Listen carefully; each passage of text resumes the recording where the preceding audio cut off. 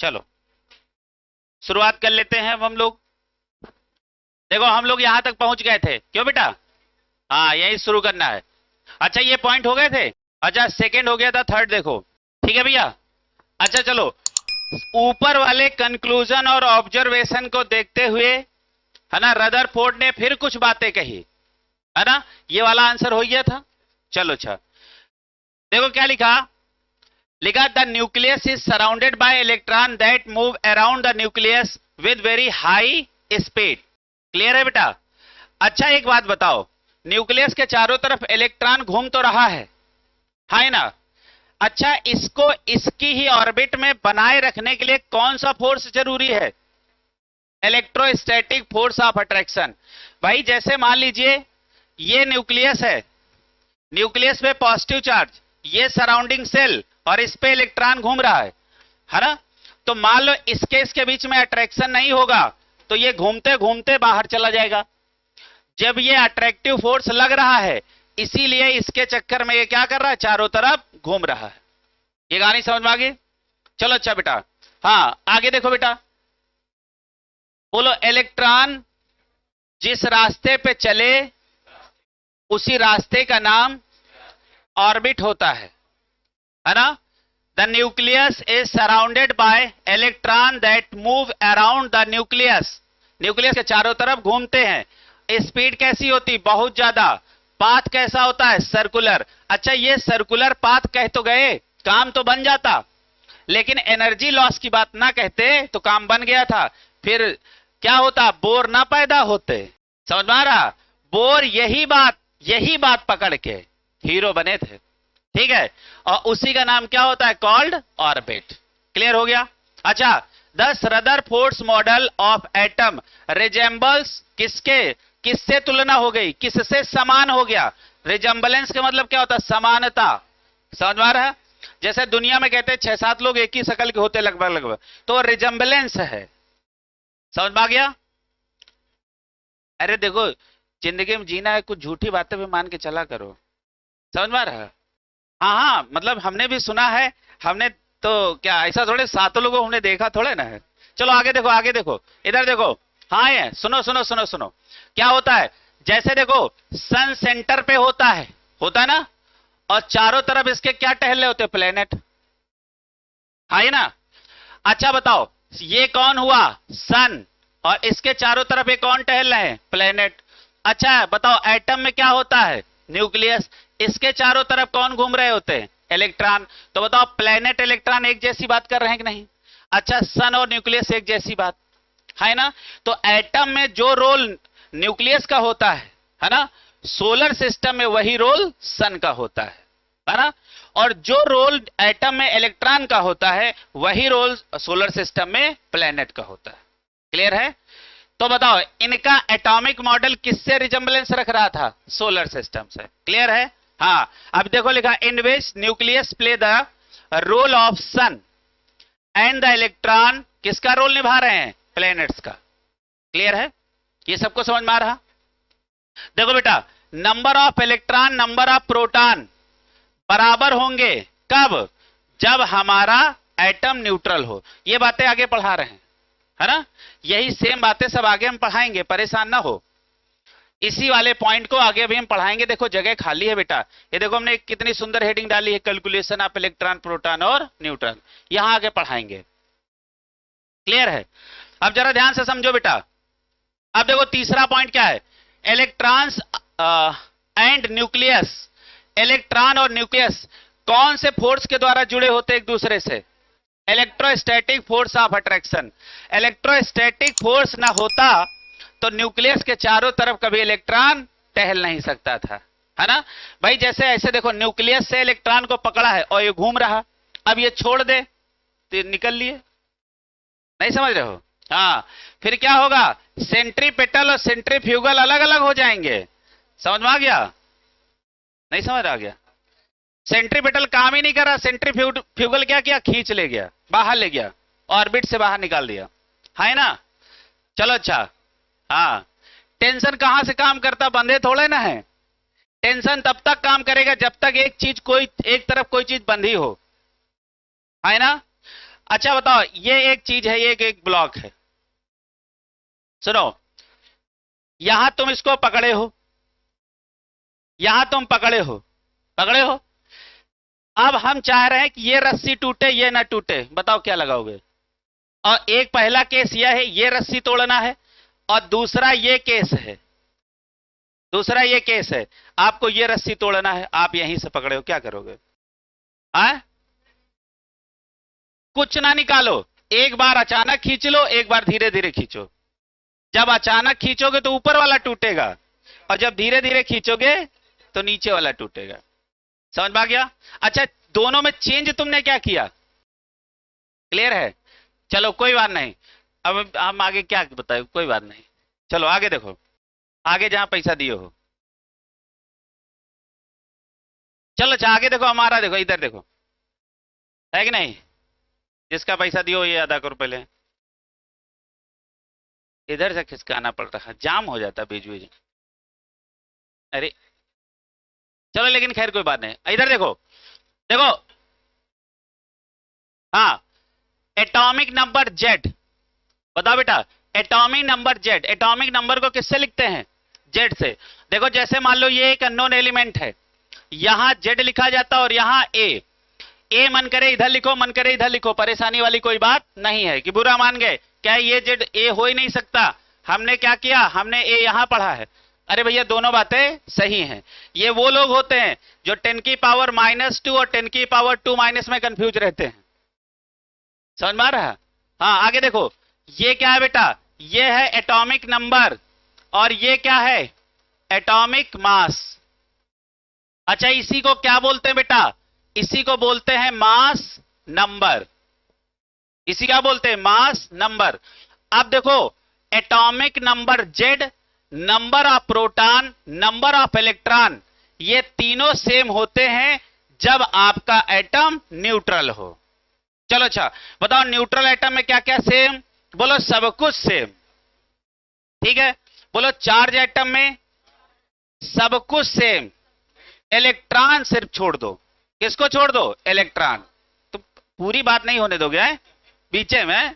हाँ चलो अच्छा, सुनो, चार्ज एटम में क्या क्या सेम? सब कुछ सेम, क्या छोड़ दो? इलेक्ट्रॉन। न्यूट्रल एटम में सब कुछ सेम, किसी को ना छोड़ो। क्लियर है? अभी हम आपको लिखाएंगे, ऐसे नहीं। अब जरा ध्यान से देखो, अब इधर देखो बेटा, मास नंबर आपको यदि निकालना है तो आप क्या करोगे? ये वाला पॉइंट हाईलाइट कर लेना। बताओ, मास नंबर निकालना है ए, तो क्या करोगे? नंबर ऑफ प्रोटॉन और प्लस नंबर ऑफ न्यूट्रॉन को क्या करोगे? जोड़ दोगे। इसको हाईलाइट कर लो, ठीक है? अच्छा बताओ, नंबर ऑफ न्यूट्रॉन निकालने का तरीका क्या है? बताओ, ए माइनस जेड। इन दोनों पॉइंटों को हाईलाइट कर लो, इन दोनों की आगे आवश्यकता पड़ेगी। ये तीनों पॉइंट अब तैयार ही कर लो। अच्छा, ये तीनों हाईलाइट कर लो पॉइंट, ठीक है? चलो,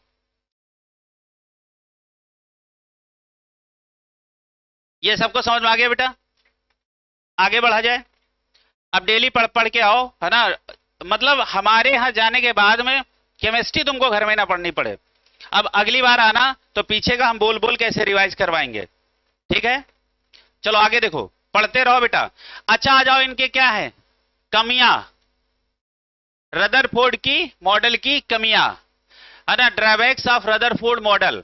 अच्छा देखो, दो दो इन्होंने कमियां बताई। मैक्सवेल इनके बहुत अच्छे व्यवहारी थे, व्यवहारी समझते हो? मित्र थे। समझ में आ गया? अब समझो, अब देखो, इनका फेल होने का मुख्य कारण पहले लिखा है। हाँ, if the electron lose continuously, लगातार, है ना? एनर्जी का लॉस लगातार करेगा। The observed spectrum should be continuous, but the actual observed spectrum consist of well-defined line of definite frequencies. Hence, the loss of energy by electron is not continuous in an atom. Clear है? अच्छा, इसका मतलब क्या है? अच्छा दूसरी line, अच्छा दूसरी लाइन में क्या लिखा है? इसी बात को क्लियर करके लिखा गया। अच्छा देखो हुआ क्या, देखो जैसे ये मान लो ये न्यूक्लियस है और ये आपके क्या है, ये सारे फिक्स सेल हैं, है ना। अब मान लो इलेक्ट्रॉन यहां है, अब ये इलेक्ट्रॉन चल रहा था, अब ये चल भी रहा है और चलते चलते एनर्जी का लॉस भी कर रहा है। जैसे तुम खाना पीना खा के घर से निकले, एकदम खाना वाना खा के एकदम एनर्जी में निकले, थोड़ी देर बाद एनर्जी तुम्हारी कम हो गई, तुम इस वाले रास्ते पे चल रहे थे, तुम इस वाले रास्ते पे आ गए, वो एनर्जी तुम्हारी कम हो गई, क्योंकि चल रहे हो तो एनर्जी का क्या हो रहा है, खर्चा हो रहा है। फिर तुम यहां आ गए, फिर तुम यहां आ गए, फिर तुम कहां आ गए, सीधे यहीं आ गए। क्लियर है। तो आप देखो इसी को क्या बोला गया, इलेक्ट्रॉन देखो पहले कहां, यहां था और न्यूक्लियस यहां है, एनर्जी का लॉस कर रहा, पहले ऐसे ऐसे चल रहा था, ऐसे ऐसे चल रहा था, ऐसे ऐसे चल रहा था, ऐसे ऐसे चलने के बाद फाइनली यहां आ गया। बताओ ये स्प्रिंग जैसा पाथ हो गया कि नहीं, इसी को क्या बोलते हैं, इस पाथ का नाम क्या होता है, कौन सा पाथ होता है, वाह, कैसा पाथ है, स्पाइरल पाथ है। अच्छा हेलिकल बोलोगे चलेगा, नहीं चलेगा, अच्छा क्यों नहीं चलेगा, हाँ भाई हो सकता है, हाँ हाँ और क्या, मान लो हेलिकल हमने कहा नहीं चलेगा, क्यों नहीं चलेगा, वहां एक चीज आ जाती क्या है, पिच, लेकिन पाथ वैसे ही होता है, हमें तो पाथ से मतलब है, हमको उसके पिच से मतलब थोड़े ना है, समझ में आ गया। चलो अच्छा आगे देखो, आप देखो this theory could not explain stability of atom according to Maxwell, electron lose, ये इनके मित्र थे, समझ में आ रहा, हाँ, it's energy continuously in the form of electromagnetic radiation, यही आपके क्या है, ईएम वेव, यही क्या है, ईएम वेव, है ना। As the result of this the electron should lose energy at every turn, move closer to and closer to the nucleus, समझ में आ गया, कौन सा रास्ता होगा इसका, स्पाइरल, इसको गोले में बंद कर लो बेटा। Ultimate result will be that it will fall into the nucleus, है ना, thereby making the atom unstable. Clear है, ये कहानी सबको समझ में आ गई। बस तुम एक ही बात याद रखो, बस तुमको दुनिया भर की बातें कुछ नहीं याद रखनी है, क्योंकि ज्यादा बातें फिर कुछ नहीं याद रहता है, इतना याद रखो, बोलो, चलता हुआ इलेक्ट्रॉन हर समय एनर्जी का लॉस करता है, एक कौन से मॉडल के अनुसार, रदरफोर्ड, ठीक है, धीरे धीरे करके ये कहां चला आता है, न्यूक्लियस के पास, तो आपका एटम कैसा हो जाता, अनस्टेबल। क्लियर है।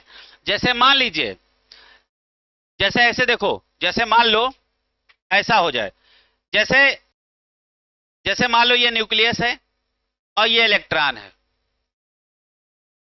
हाँ है ना बेटा, ये इलेक्ट्रॉन है, इतनी दूर पे हैं तो इनके बीच में अच्छे रिश्ते हैं, समझ में आ रहा। अब इनकी दोस्ती ज्यादा बढ़ गई, दोस्ती ये खराब हो गई, कहां धीरे धीरे कहां आ गए, पास आते गए, है ना। तो अभी देखो ये है यहां और ये है यहां, दूर दूर की दोस्ती बढ़िया चल रही। क्लियर है, हाँ, इन दोनों के बीच में क्या है, कुछ ना कुछ दूरी है। क्लियर है, ये बेचारे इनके सहारे, ये इनके सहारे, इसी सहारे में घूम रहे हैं। अब ये क्या हुआ, धीरे धीरे लबर लबर करते आए, यहां नहीं समझ रहा, ऐसे ऐसे ऐसे ऐसे आए, फाइनली कहां आ गए, न्यूक्लियस के पास, ले एटम छीछा ले गए, हुआ। चलो आगे देखो,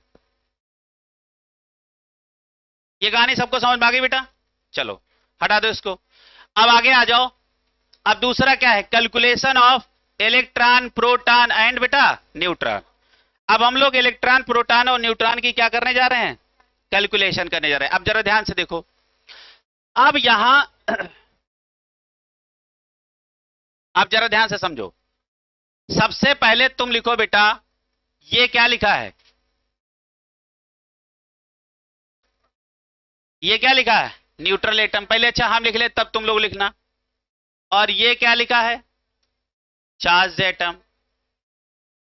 अच्छा चार्ज एटम दो तरीके का हो सकता है, पॉजिटिवली चार्ज और नेगेटिवली चार्ज, है ना। ये क्या हो सकता है, ये पॉजिटिव भी हो सकता है और नेगेटिव भी हो सकता है, नहीं हो सकता है, हाँ। तो आप जरा ध्यान से समझना,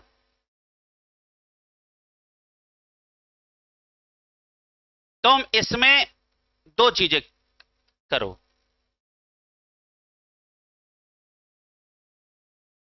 है ना।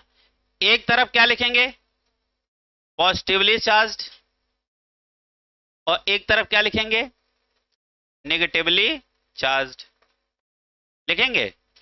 हाँ, आप देखो, अब हम यहां पे कुछ बातें सीखने आपको बता दें। सबसे पहले आप किसी एटम, कोई अननोन एटम एक्स है, क्या है, कोई एक अननोन एटम क्या है, एक्स। अच्छा, यहां क्या लिखते हैं, ए, यहां क्या लिखते हैं, जेड, और यहां क्या लिखते हैं, ए। अच्छा, ये क्या होता है बताओ बेटा, एटॉमिक, एटॉमिक नंबर। और ये क्या होता है, एटॉमिक मास। ये क्या होता है, एटॉमिक मास। और इसी को हम क्या बोलते हैं, बताओ बेटा, मास नंबर, है ना। नहीं बोलेंगे, चलो अच्छा, ठीक है। आप देखो, न्यूट्रल एटम के अंदर क्या क्या होने जा रहा है, सीख लो। देखो बेटा, यदि आपका एटम कैसा है, न्यूट्रल, तो देखो, नंबर ऑफ प्रोटॉन बराबर होंगे नंबर ऑफ इलेक्ट्रॉन, बराबर होगा किसके, जेड के। क्या सिखाया, चलो अच्छा अलग अलग करके दिखा दें। अच्छा, एक बात बताओ, बताओ, सबसे पहले तुम क्या पढ़ते हो, इलेक्ट्रॉन। इलेक्ट्रॉन किसके बराबर होंगे, देखो तुम्हारी स्टाइल में खाते हैं, इलेक्ट्रॉन किसके बराबर होंगे, जेड के। दूसरा, प्रोटॉन किसके बराबर होंगे, जेड के। अच्छा, तीसरा, न्यूट्रॉन किसके बराबर होंगे, ए माइनस जेड के। क्लियर है। अच्छा, इस बात को देखते हुए आपको क्या समझ में आ रहा, इसका मतलब प्रोटॉन बराबर इलेक्ट्रॉन बराबर जेड, यही बात तो हुई, है ना। ये बात हुई कि नहीं हुई। चलो अच्छा, इस साइड वाला लिख लो, फिर हम इस साइड आते हैं।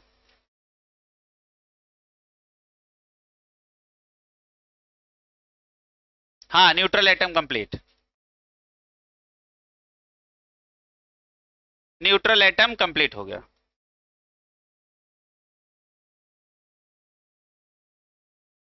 वकील आजकल बहुत लेट जग रहे हो यार, है 9 बजे। हाँ, जल्दी जल्दी जागा करो, आ जाया करो, है कि नहीं। हाँ, नहीं तो पता लगे थोड़ी देर में, यही नहीं पता चला कि आगरा में, कहा दिल्ली में कुतुब मीनार है कि कुतिया बीमार है। समझ में आ रहा है। जैसे मास्टर साहब पढ़ा रहे थे, तो वो ये सिखा रहे थे कि दिल्ली में क्या है, कुतुब मीनार। एक बच्चा वहां सो रहा था ऐसे ऐसे, तो वो उसे पूछ ले मास्टर साहब, अच्छा बताओ, मैंने अभी क्या सिखाया। कह रहे मास्टर साहब, आप ये बता रहे थे कि दिल्ली में कुतिया बीमार है। कह रहे गधा, हम सिखा रहे थे कि क्या है, दिल्ली में कुतुब मीनार है, और तू बता रहा है कुतिया बीमार है। तो हो जाता है ना सुनने में कभी कोई फर्क। अच्छा, सुबह सुबह जगना अपने आप में एक काम है, चैलेंज है।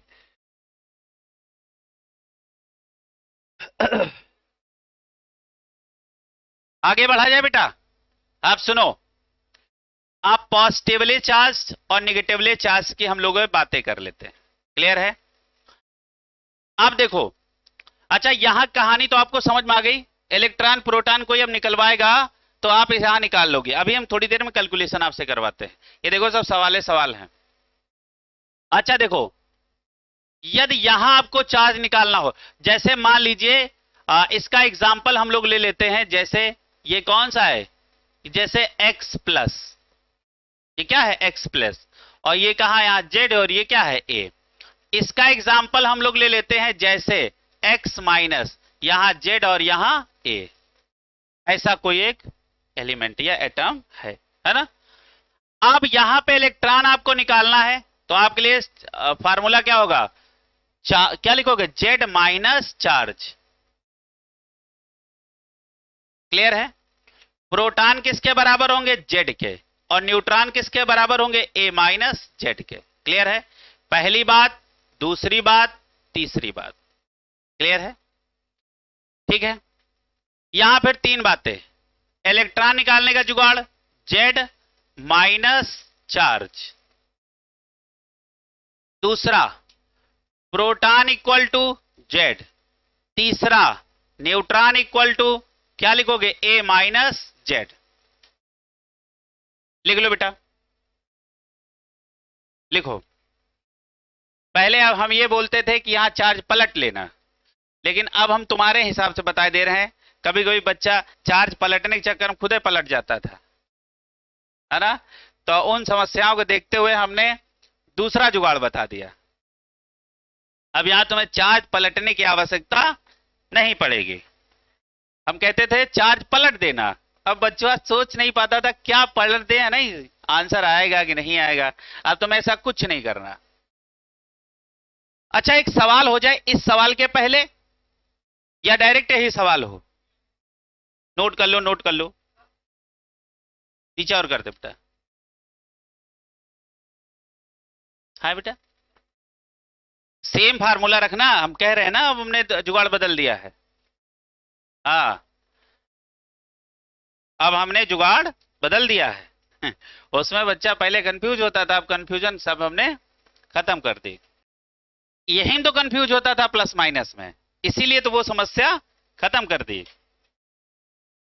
बढ़ा जाए, आगे बढ़ा जाए, एक सवाल लगा लिया जाए। अभी तुम लोगों के पास जगह बाकी होगी ना, एक सवाल लगा लिया जाए, फिर हम लोग आगे क्वेश्चन पे चलते हैं जो लिखे हैं। उसके पहले एक सवाल लगा ले, ठीक है बेटा। बढ़ा जाए आगे। अच्छा, सवाल क्या है? सवाल देखो, सवाल देखो बेटा।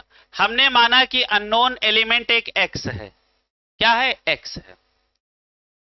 इसका एटॉमिक नंबर हमने मान लिया है, मान लो, अच्छा इसको एक्स प्लस मानो, न्यूट्रल वाला निकाल ही लोगे। इसका जेड हमने मान लिया 11 है, और इसका ए इक्वल टू तो मान लो 23। क्लियर है? तो हमने कहा इसका इलेक्ट्रॉन बताओ इस पे कितने हैं, प्रोटॉन बताओ कितने हैं, और न्यूट्रॉन बताओ कितने हैं, है ना। हाँ, अब देखो तुम्हारे पास सारे फार्मूले हमने लिखे हैं। क्लियर है? अच्छा बताओ, इलेक्ट्रॉन निकालने का फार्मूला चार्ज वाले में क्या था? क्या था? क्या था? जेड माइनस, जेड माइनस, यही तो पढ़ाया है। हाँ, क्या पढ़ाया? जेड माइनस चार्ज, यही पढ़ाया है। अच्छा बताओ, जेड बताओ कितना है? 11, है ना। माइनस क्या लगा दिया? लगा दिया। अच्छा बताओ, और उसके बाद यहां कितना है? +1 है कि नहीं? जरा ध्यान से देखो। क्लियर है? अब आपका क्या हो गया? अब देखो सारे बच्चे बहुत समझ लेना, यदि एक ब्रैकेट के बाहर कोई निशान है और एक ब्रैकेट के अंदर कोई निशान है, तो ये ब्रैकेट का मतलब मल्टीप्लाई होता है। थोड़ी मैथ भी सीखते चलो, है ना। तो देखो, बोलो plus plus plus into plus, answer plus में आएगा, है ना। माइनस इंटू माइनस, आंसर किस में आएगा? Very good. हाँ, इसीलिए तो हम सिखा रहे हैं basic mathematics. Minus into plus minus, plus into minus minus, इसको तुम लोग कहीं लिखो, है। अरे वो हम खुद नहीं समझ पा रहे हैं बेटा। अरे इसको तुम लोग अभी अभी तुम लोग सब कैमरे में बुलवा देते हो। अरे गोल गोल ये नहीं बनाना, ये अरे ये इसमें कुछ प्रॉब्लम है।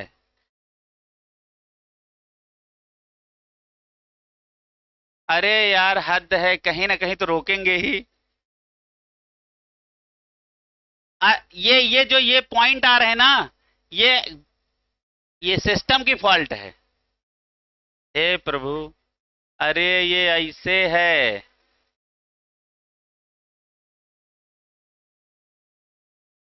है ना, ये कहीं पे पॉइंट हमने वो नहीं लगाया है। कुछ होगा इसमें, चलो इसको हम करेक्ट करवाएंगे। हाँ वो निशान, अरे अब यहीं अब देख रहे हो, यहीं सब सिखाते हैं। हाँ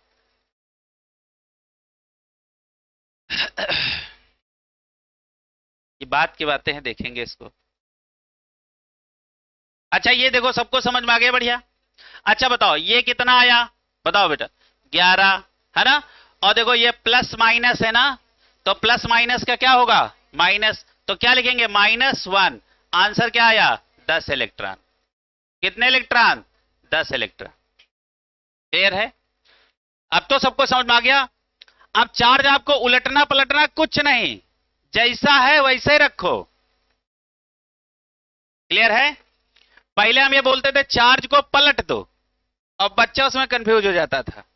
अब तुम पलटो उल्टो कुछ ना, जो जैसे चार्ज है उसको वैसे रखो।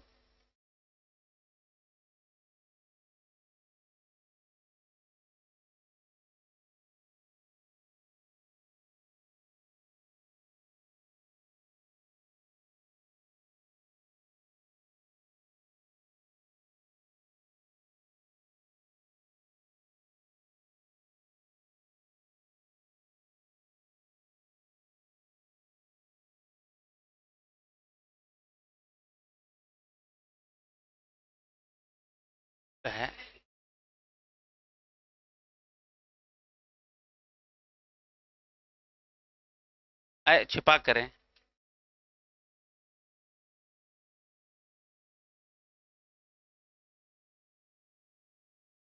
हाँ अब सही है, अब सही।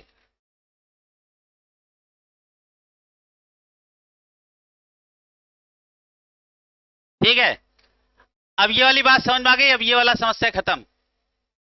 देख रहे हो? हाँ। अब है? आगे देखो। अच्छा तुम लोग इसको भी सजा रहे थे क्या? पता लगे, है ना? पता लगे इसको भी सजा गए। ये क्या है? प्लस। चलो ठीक है, कम से कम। हाँ ये कहानी सबको समझ में आ गई। अच्छा बताओ प्रोटॉन किसके बराबर होगा? जेड। किसके बराबर होगा? जेड। अच्छा जेड कितना है आपका? कितना है बेटा? 11 है ना। अच्छा न्यूट्रॉन किसके बराबर होगा? ए और माइनस जेड। बेटा ये सब हम नहीं कर रहे हैं। क्लियर है?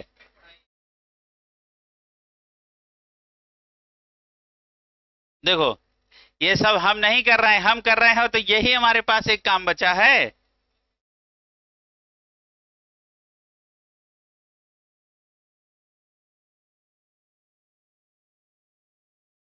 ले फिर इसका।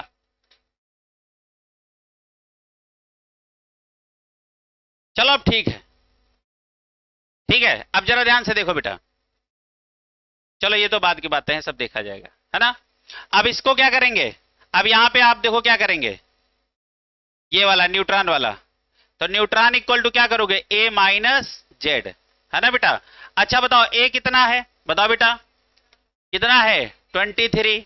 23 माइनस जेड कितना है? बताओ न्यूट्रॉनों की संख्या कितनी आ गई? 12। तो देखो आपके पास प्रोटॉन कितने आ गए? 11। न्यूट्रॉन कितने आ गए? 12। इलेक्ट्रॉन कितने आ गए? 10। क्लियर है? फार्मूले में ध्यान दो, लिखा लिखी पढ़ी बातों पर ध्यान ना दो। तुमको ये नहीं लिखना, तुम तो अपने हिसाब से लिखोगे। क्लियर है?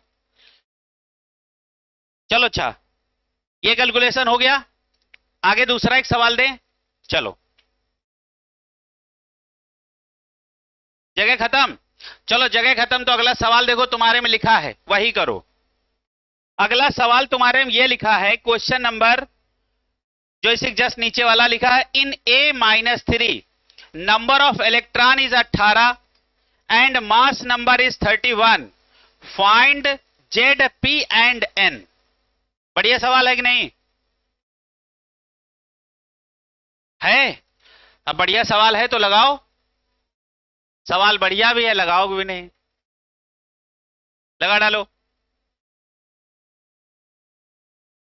नीचे ये आंसर लिखे हैं, लेकिन तुमको लिखना लगाना है अपने मन से। पहले आप अपने मन से सवाल को लगाएं बेटा।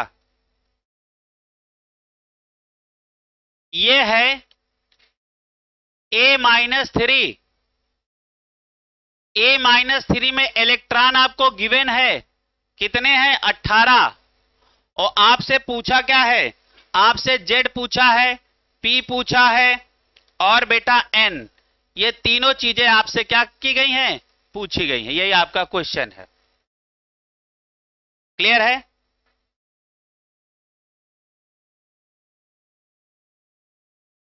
चलो लगाओ इस सवाल को।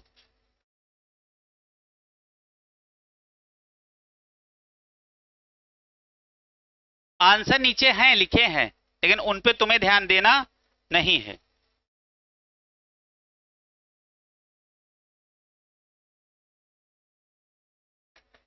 चले सवाल देखो। सवाल ये आपका है बेटा, ये आपका क्वेश्चन है, ये क्लियर। अब जरा ध्यान से देखो, A-3 के पास नंबर ऑफ इलेक्ट्रॉनों की संख्या है 18। क्लियर है? अच्छा, अभी हमने इलेक्ट्रॉन बराबर आपको फार्मूला पढ़ाया Z माइनस चार्ज। बताओ ना पढ़ाया हो तो बताओ। पढ़ाया। इलेक्ट्रॉन आपके पास कितने गिवन है? 18 इक्वल टू Z और माइनस चार्ज कितना है? -3। हाँ ये ना? नहीं समझ पाए? समझ गए बेटा? हाँ, नहीं समझोगे तो फिजिक्स फिर तुमको कौन समझाने आएगा। फिर हमने आगे क्या लिखा? आप देखो, माइनस और माइनस का मल्टीप्लाई क्या होगा? प्लस। तो ये क्या हो जाएगा? 18 इक्वल टू Z प्लस 3। तो आगे क्या लिख सकते हो? Z इक्वल टू क्या होगा? ये आ जाएंगे इधर, तो क्या हो जाएगा? 18 माइनस 3 इक्वल टू 15। तो Z कितना आपको मालूम पड़ा? 15। बताओ, ये फार्मूला पढ़ाए हमको एक जमाना हो गया कि नहीं? है ना? हाँ। अभी भी बेटा ना निकाल पाए, नहीं समझ रहे हो तो मुश्किल की बात है। अब तो कुछ बचा ही नहीं है। इलेक्ट्रॉन निकालना है, तुम क्या फार्मूला ले कूद जाओ? Z minus charge. अब चार्ज को बदलना बदलना नहीं है, यहां जो जैसा चार्ज उसको वैसे ही रख दो। और चाहे प्लस वाले चार्ज में लगाओ इस फार्मूले को, चाहे माइनस वाले में लगाओ। बढ़िया फार्मूला है कि नहीं? है, कोई बदलना ही नहीं। अच्छा एक बात बताओ, यदि आपको Z मालूम हो जाए तो Z के बराबर ही क्या होते? P। तो बताओ P भी कितने होंगे? 15। क्लियर है? अच्छा बताओ, न्यूट्रॉन इक्वल टू फार्मूला क्या है? A माइनस Z, है ना? अच्छा A बताओ कितना है? 31। ये दिया है क्यों बेटा? और Z आप निकाल लिए हो 15। बताओ कितना आंसर आ गया? 16। आया कि नहीं आया? सबको समझ में आया कि नहीं? बोलो बोलो, एटम चार्ज हो चाहे न्यूट्रल हो, प्रोटॉन न्यूट्रॉन की संख्या हमेशा बराबर रहेगी। समझ में आ गया? बदलेगा इलेक्ट्रॉन। क्लियर है? चाहे एटम न्यूट्रल हो चाहे चार्ज हो, चाहे एटम न्यूट्रल हो चाहे चार्ज हो, कुछ नहीं बदलेगा। सिर्फ क्या बदलेगा? इलेक्ट्रॉन। ना प्रोटॉन बदलेगा ना न्यूट्रॉन बदलेगा, बदलेगा क्या? सिर्फ इलेक्ट्रॉन। क्लियर है? अच्छा एक सवाल ये हो गया, इसके आंसर आगे आप अपने से कैलकुलेट करना, ये आंसर लिखे हुए हैं यहां।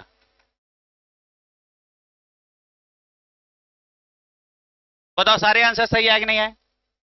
अब अगला सवाल आप अपने मन से निकालें। देखो सवाल ये है, कंफ्यूज ना होना, इतना ये सवाल है, दिस इज सवाल, है ना? ये आपका इतना क्वेश्चन है, ये उसके आंसर लिखे हैं, इस पे तुम्हें ध्यान नहीं देना है, तुम अपने सवाल पे ध्यान दो। सवाल ये है, for x plus 2 mass number is 55, number of electron is 23, then find A P Z E electron and neutron किसमें? x माइनस 3 में। सवाल बढ़िया है कि नहीं? ये आंसर है, इस पे ध्यान मत दो बेटा, ये तो बाद में तुम कैलकुलेट करोगे। हाँ, अरे सवाल अच्छा पढ़ो। ये भूल जाओ, ये भूल जाओ, ये भूल जाओ, ये भूलो, ये भूलो। ये सवाल है, अब लगाओ। पता लगे सारा दिमाग यहीं रखा है, सवाल पे ध्यान ही नहीं दे रहे हैं। सवाल पढ़ो।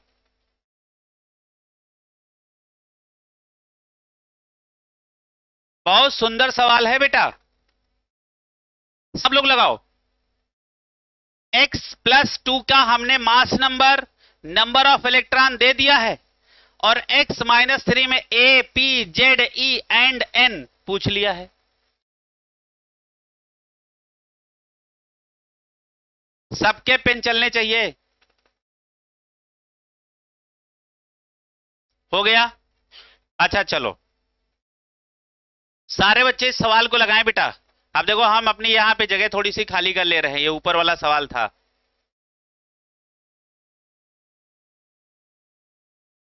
बताओ बेटा, x+2 में क्या दिया है? इसका a दिया है कितना? 55। और इसके पास इलेक्ट्रॉन कितने हैं बेटा? 23। बस आपको इतना दिया है, क्लियर है? ये आपको क्या है? इतना गिवन है, इतना गिवन, और फिर इतनी चीज पूछेन। नहीं समझ में आ रहा? किसमें किसमें पूछेन? इसमें, क्लियर है? इसमें कितनी चीजें आपको बतानी है?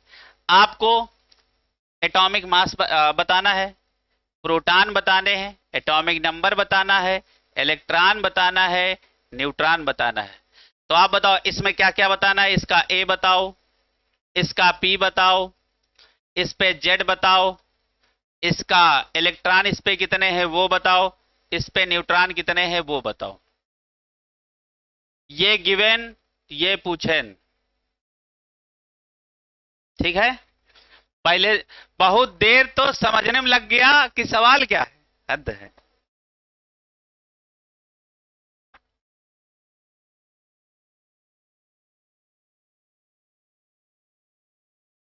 हाँ,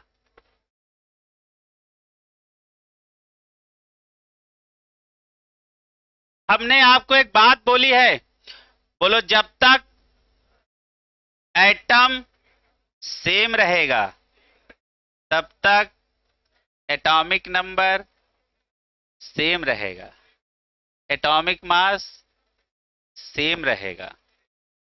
एटम बदला, दोनों चीज बदली, या जेड भी बदला और ए भी बदला।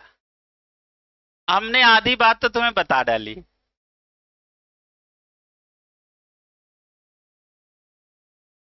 सारी बता डाली। आधी बातें बता डाली है और आधी बातें तुम समझ जाओगे। लेकिन हम कोशिश ये रहेगी कि आप इस सवाल को लगाएं बेटा, बढ़िया सवाल है। अरे क्या करोगे यार, सब तो सामने दिया पड़ा है। हाँ, सवाल अच्छा बढ़िया है कि नहीं? चलो अभी कुछ लोग लगा रहे हैं, लगा लो, सब लोग लगा लो, सब लोग लगा लो, फिर आगे चर्चा करते हैं। इलेक्ट्रॉन कितने? हाँ लिखे ही हैं। हाँ प्रोटॉन, नहीं नहीं ठीक ठीक, प्रोटॉन 25, न्यूट्रॉन 30, और कोई बचा?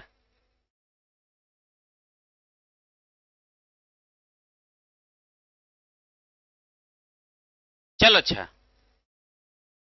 अच्छा एक बात बताओ, नीचे जगह है क्या? हाँ नीचे जगह है, थोड़ा पहले यहां लगा लिया जाए फिर नीचे लगाएं सवाल। अच्छा एक बात बताओ, सबसे पहले हम लोग होशियारी से जेड निकाल लें, क्योंकि जेड नहीं दिया है पहले वाले का, है ना? और देखो दोनों एक्स एक्स हैं, तो जो इनका जेड होगा वही इनका भी जेड हो जाएगा, है ना? अब अरे वो तो इलेक्ट्रॉन बदलेगा, जेड थोड़ा ना बदल जाएगा। अच्छा यहां पे, हाँ, अब देखो हम लोग क्या करें। हम लोगों ने अभी आपको ये बात हम लोगों ने पढ़ी ली है। क्या पढ़ा है? पढ़ा है? ठीक। अच्छा, अच्छा इलेक्ट्रॉन हमको कितना दिया गया बेटा इसमें? हाँ 23 दिया गया। 23 रख लेते इलेक्ट्रॉन की जगह पे। इलेक्ट्रॉन की जगह पे हम क्या रख लें? 23। ये रख दिया 23 इक्वल टू जेड। और माइनस चार्ज कितना है? +2। क्लियर है? अब प्लस माइनस क्या हो जाएगा? माइनस। अब ये माइनस का 2 इधर आएगा तो प्लस का 2, तो जेड इक्वल टू सीधा क्या हो गया? 25। क्लियर है? ये सीखने वाली बात है, जब सीख जाओ तो ये लगाना ही नहीं पड़ता है, सिर्फ चार्ज पलट दो। हाँ हाँ एकदम सही बात है। क्लियर है? अच्छा देखो, इसका जेड कितना मालूम पड़ गया बेटा? इसका ऊपर वाले का कितना है? अच्छा तो अब बताओ, इतना ही जेड इसका होगा कि नहीं? है ना? बताओ इतना। बताओ, यही इसका जेड है और यही इसका पी है ना? और यही इसका ए है ना? बदला क्या? बदला क्या? इलेक्ट्रॉन। अच्छा, अब न्यूट्रॉन निकालो, पहले न्यूट्रॉन निकाल के एक साइड कर दे। क्या लिखेंगे? एन इक्वल टू क्या लिखेंगे? ए माइनस जेड। अच्छा ए कितना दिया गया? 55। जेड कितना आ गया? 25। बताओ आंसर। 30। हमने देखो इसके प्रोटॉन भी निकाल लिए, इसका एटॉमिक मास भी निकाल लिया, इसका जेड भी निकाल लिया, इसका एन भी निकाल लिया। बचा क्या? इलेक्ट्रॉन बचा। अच्छा सबको समझ में आ रहा है कि नहीं आ रहा? क्लियर है? अच्छा बताओ, इसका फार्मूला हम लोगों ने क्या सीखा? बताओ बेटा, बताओ। E equal to Z minus charge, यही सीखा। अच्छा बताओ, जेड कितना आया अपना? 25 माइनस चार्ज कितना है? -3। अच्छा बताओ बेटा, 25 और माइनस माइनस का मल्टीप्लाई प्लस, प्लस का 3 इक्वल टू 28।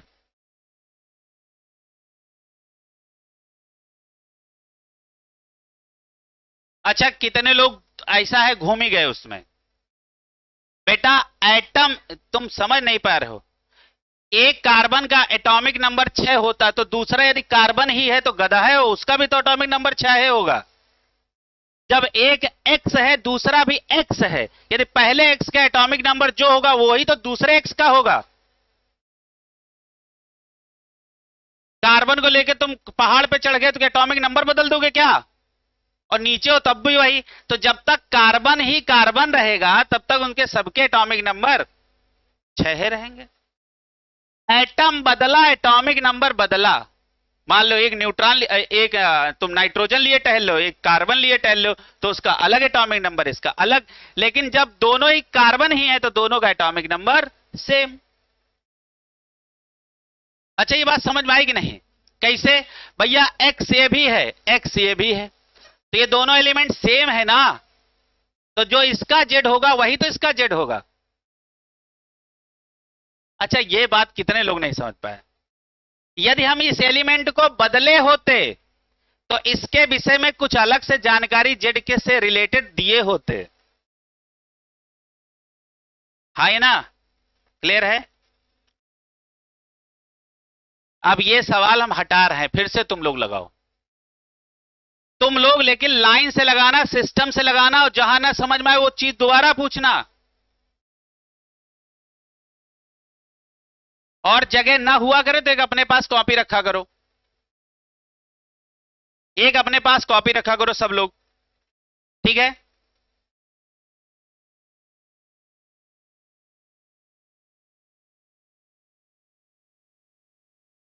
अच्छा यहां बहुत तीर वीर लगा दिए, कुछ बच्चे तो घूम गए तो नहीं है ऐसा? अच्छा देखो मेरी एक बात समझो, डॉक्टर बनना सबको है, तो दिमाग भी उसी लेवल का लगाना है। क्लियर है? हाँ। नहीं तो 11 12 पास हुए हो, उतना दिमाग लगाए हो, तो 11 12 पास हुए हो। अब उससे बहुत गुना ज्यादा लगेगा तो लगाना ही पड़ेगा, तभी डॉक्टर बनोगे।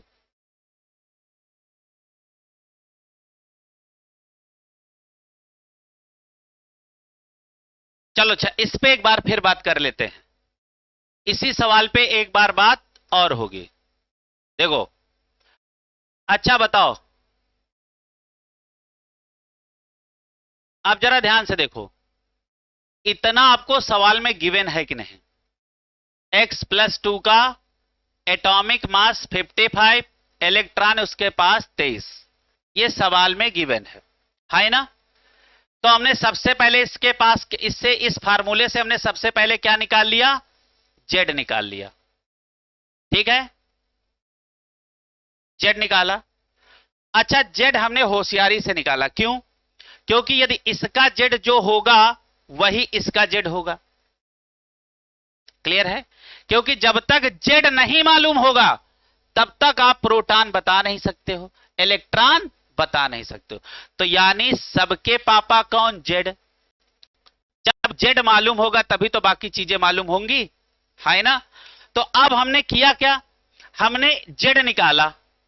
अब ये पता चला इसका जेड ये है, तो हमने कहा एलिमेंट ये भी एक्स है, ये भी एक्स है, तो जो इसका जेड वही इसका जेड।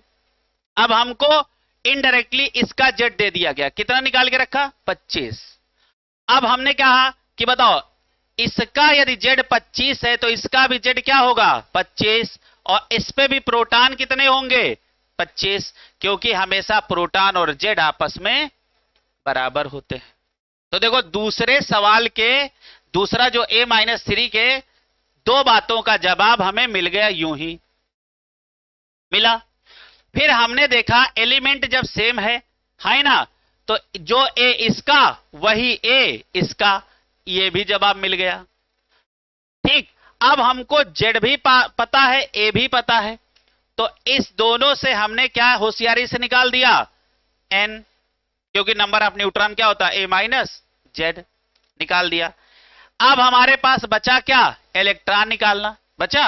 इलेक्ट्रॉन के लिए हमने आपको एक झमाझम फार्मूला सिखाई दिया है, सिखा दिया है। अब यहां हमने क्या रखा? जेड, फिर माइनस। अब इस पे कितना चार्ज है बेटा? -3, यहां -3 रखा, सीधे इलेक्ट्रॉन की संख्या आ गई 28।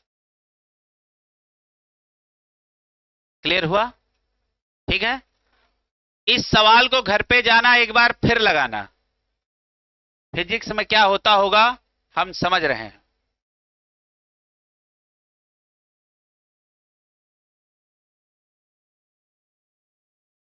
आगे आ जाओ, पेज नंबर कौन सा?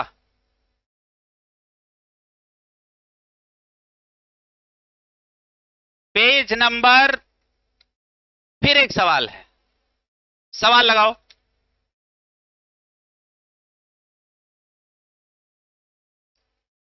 ना, 15।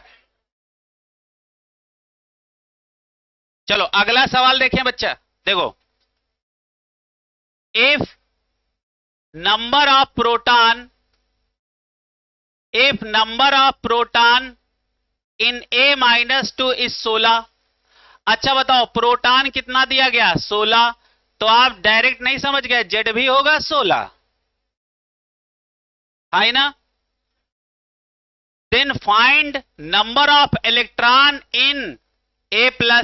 A+ में आपको इलेक्ट्रॉन निकालने हैं। क्लियर है? आप देखो, ये भी A है, ये भी A है, दोनों का एटॉमिक नंबर सेम है, तो इसका भी जेड कितना आपको इनडायरेक्टली मालूम पड़ गया? इसका भी एटॉमिक नंबर 16 है। क्लियर है? फिर तुमने इलेक्ट्रॉन बराबर क्या लिखा? जेड माइनस चार्ज लिखा। अच्छा बताओ, जेड कितना है? 16 माइनस चार्ज कितना है? +1। ठीक है, माइनस प्लस का मल्टीप्लाई माइनस, तो 16 माइनस 1 इक्वल टू 15। इलेक्ट्रॉनों की संख्या क्या आ गई? 15।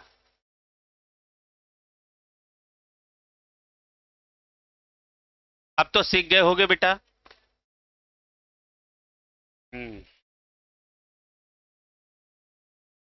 समझ में आ रहा है? कोई टेंशन वाली बात हो तो बताओ।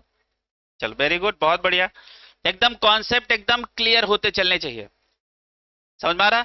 अच्छा, आप तो एक मास्टर फार्मूला दिमाग में सेट हो गया, नंबर ऑफ इलेक्ट्रॉन। क्लियर है? पहले हम सिखाते थे इसका चार्ज पलट के लिख दो, और उस पलटने के चक्कर में कुछ बच्चों में पलट जाते थे। समझ में आ रहा है? अब ये मास्टर फार्मूला है, इसमें आप चार्ज पलटो नहीं, जो जैसा है उसको वैसे रख दो। ठीक है, चलो अब आपके पास है अगली बात, है ना? बहुत लाजवाब सवाल है। ठीक है, अच्छा एनसीईआरटी कोई लाया है क्या? लाओ।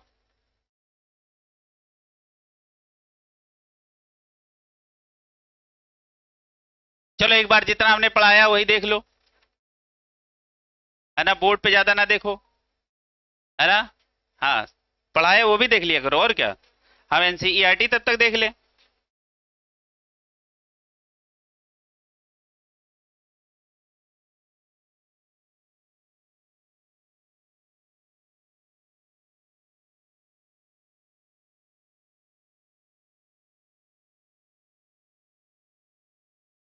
बहुत प्यारा चैप्टर है बेटा ये, बहुत सुंदर चैप्टर है, बहुत ही लाजवाब चैप्टर।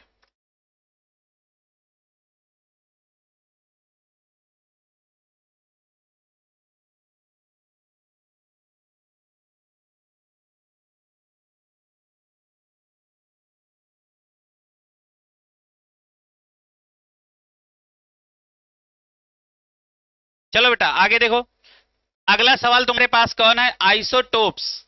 अगला सवाल कौन सा? अगला पॉइंट देखो बेटा, आइसोटोप्स। अच्छा आइसोटोप में बताओ क्या सेम होता है? एटॉमिक नंबर, बस उतने पे गोला लगाओ, उतने पे गोला लगाओ। देखो कार्बन के 3 आइसोटोप दिए गए हैं, 612, 613, 614। समझ में आ रहा? अच्छा वहीं पे क्लोरीन के 2 आइसोटोप लिखो बेटा, 1735, 1737। 1735, 1735, 1737। ये कार्बन के 3 आइसोटोप, ये क्लोरीन के 2 आइसोटोप। हाइड्रोजन के लिखो।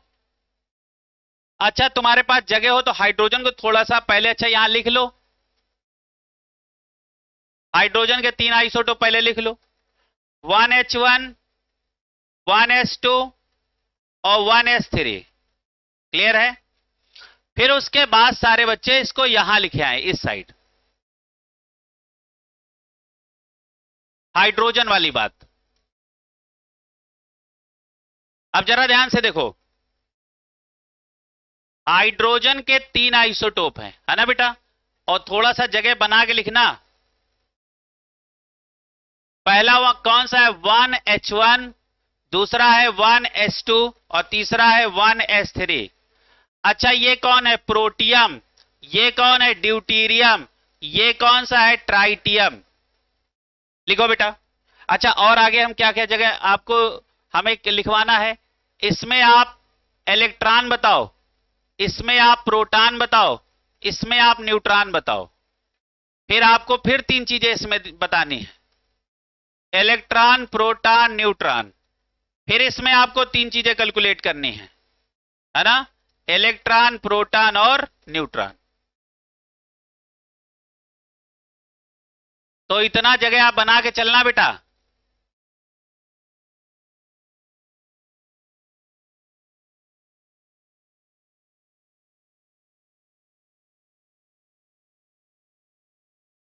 इतनी जगह बना, और उसके आगे थोड़ी जगह छोड़ना कैलकुलेट करने के लिए।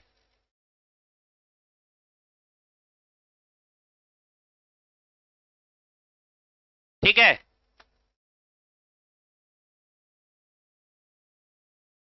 चलो आगे चलते हैं। अब बहुत ध्यान से देखो बेटा, इनके नाम जरूर लिख लेना। ये तुम्हारा कौन सा है? प्रोटियम। ये तुम्हारा क्या है? ड्यूटीरियम। और ये नीचे क्या है? ट्राइटियम।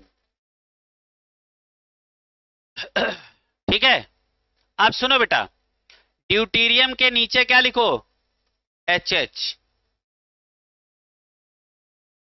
एच का मतलब होता है हैवी हाइड्रोजन। इसी को हम क्या बोलते हैं? Heavy hydrogen. ड्यूटेरियम ही क्या है? Heavy hydrogen. पूछा जाए ड्यूटेरियम क्या है, तो आप क्या बोलोगे? ड्यूटेरियम क्या है? हाइड्रोजन का heavy isotope, that is deuterium, है ना? चलो इसको लिख लो। HS का मतलब क्या है? Heavy hydrogen, that is deuterium, है ना? जैसे ये मास के नंबर पे बात थोड़े ना हो रही है, या छोटे भाई भी बड़े भाई से मोटा हो सकता है, भारी हो सकता है। अरे वाटर कैसे हम फॉर्म करते हैं, समझ में आ गया? इसकी क्या प्रॉपर्टी है? इसकी क्या है प्रॉपर्टी? यहां इलेक्ट्रॉन, न्यूट्रॉन और प्रोटॉन के बेस पे इसको हैवी नहीं बोल रहे हैं, ये इसकी क्या है? प्रॉपर्टी है। जैसे मान लो, जैसे हम क्या करते हैं, डाइलेक्ट्रिक कांस्टेंट सबका नापते हैं, वाटर का नापते हैं, मेटल का नापते हैं, तो ये क्या है? उसकी प्रॉपर्टी है ना? वहां इलेक्ट्रॉन, प्रोटॉन, न्यूट्रॉन के बेस पे तो बात नहीं करते, करेंगे किसके बेस पे बात किया? प्रॉपर्टी। हमने H2O बनाया नॉर्मल वाटर, D2O बनाया हैवी वाटर, क्लियर है? अच्छा बताओ, नॉर्मल वाटर का न्यूट्रॉन का एब्जॉर्प्शन का यानी मॉडरेटर की तरह तो इस्तेमाल नहीं होगा, लेकिन कैसा होगा? D2O होगा। तो किसके आधार पे होगा? इलेक्ट्रॉन, प्रोटॉन, न्यूट्रॉन के आधार पे। ये क्या है? प्रॉपर्टी है, क्लियर है? अच्छा कभी कभी होता है ऐसा, है ना? चलो फिर बाकी की बातें बाद में, चलो आगे देखो। अच्छा ये कैसा होता है बेटा? कैसा होता है? Radio active. अच्छा ये किसका एलिमिनेशन करता है बेटा? हाँ लिखो, वहां पे लिख लेना रेडियो एक्टिव। और ये किसका एमिशन करता रहता है? Beta negative.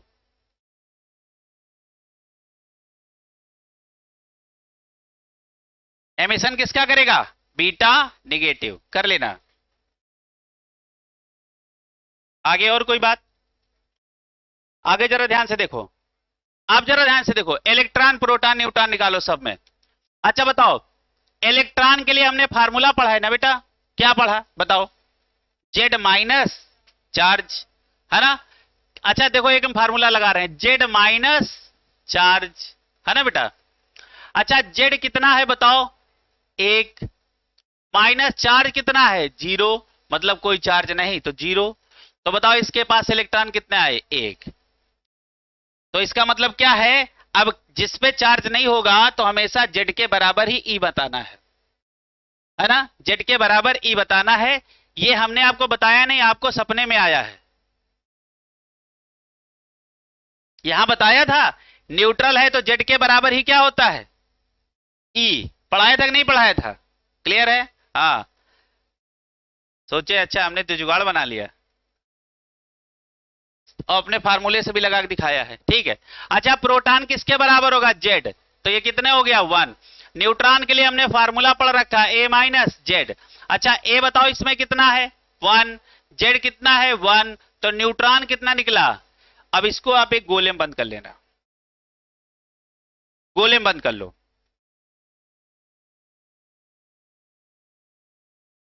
अच्छा बताओ यहां इलेक्ट्रॉन किसके बराबर होगा? जेड। तो इलेक्ट्रॉन कितना है? 1। अच्छा प्रोटॉन बराबर जेड, दैट इज 1। अच्छा neutron equal to 1 A minus Z. A कितना है? 2। जेड क्या है? 1। आंसर आया कितना? न्यूट्रॉन 1। क्लियर है? देखो सब कुछ सेम निकल रहा, एक चीज अलग निकल रही है, न्यूट्रॉन। अच्छा ये किसके बराबर होगा? जेड। आंसर होगा 1। ये किसके बराबर? जेड। ये हो गया 1। ये किसके बराबर? ए माइनस जेड। ए कितना है? 3। जेड कितना है? आंसर कितना आया? 2। अच्छा तीनों आइसोटोप में अंतर किस में है? Number of neutron. तो क्या सीख गए? जिनके नंबर ऑफ न्यूट्रॉन अलग अलग हो वो भी आपस में आइसोटोप होते हैं। ये बढ़िया सवाल है, जिनमें नंबर ऑफ न्यूट्रॉन क्या हो? अलग अलग हो। अच्छा आइसोटोप की दो बातें बताओ। आइसोटोप जिसमें एटॉमिक नंबर सेम हो और नंबर ऑफ न्यूट्रॉन अलग अलग हो, ऐसे लोग आइसोटोप कहलाते हैं। पता लगे वहां न्यूट्रॉन के बेस पे आइसोटोप को आपको अलग करना है, और आप यहां से पढ़ के गए थे एटॉमिक नंबर सेम वाली बात, और वो वहां दिख नहीं रही।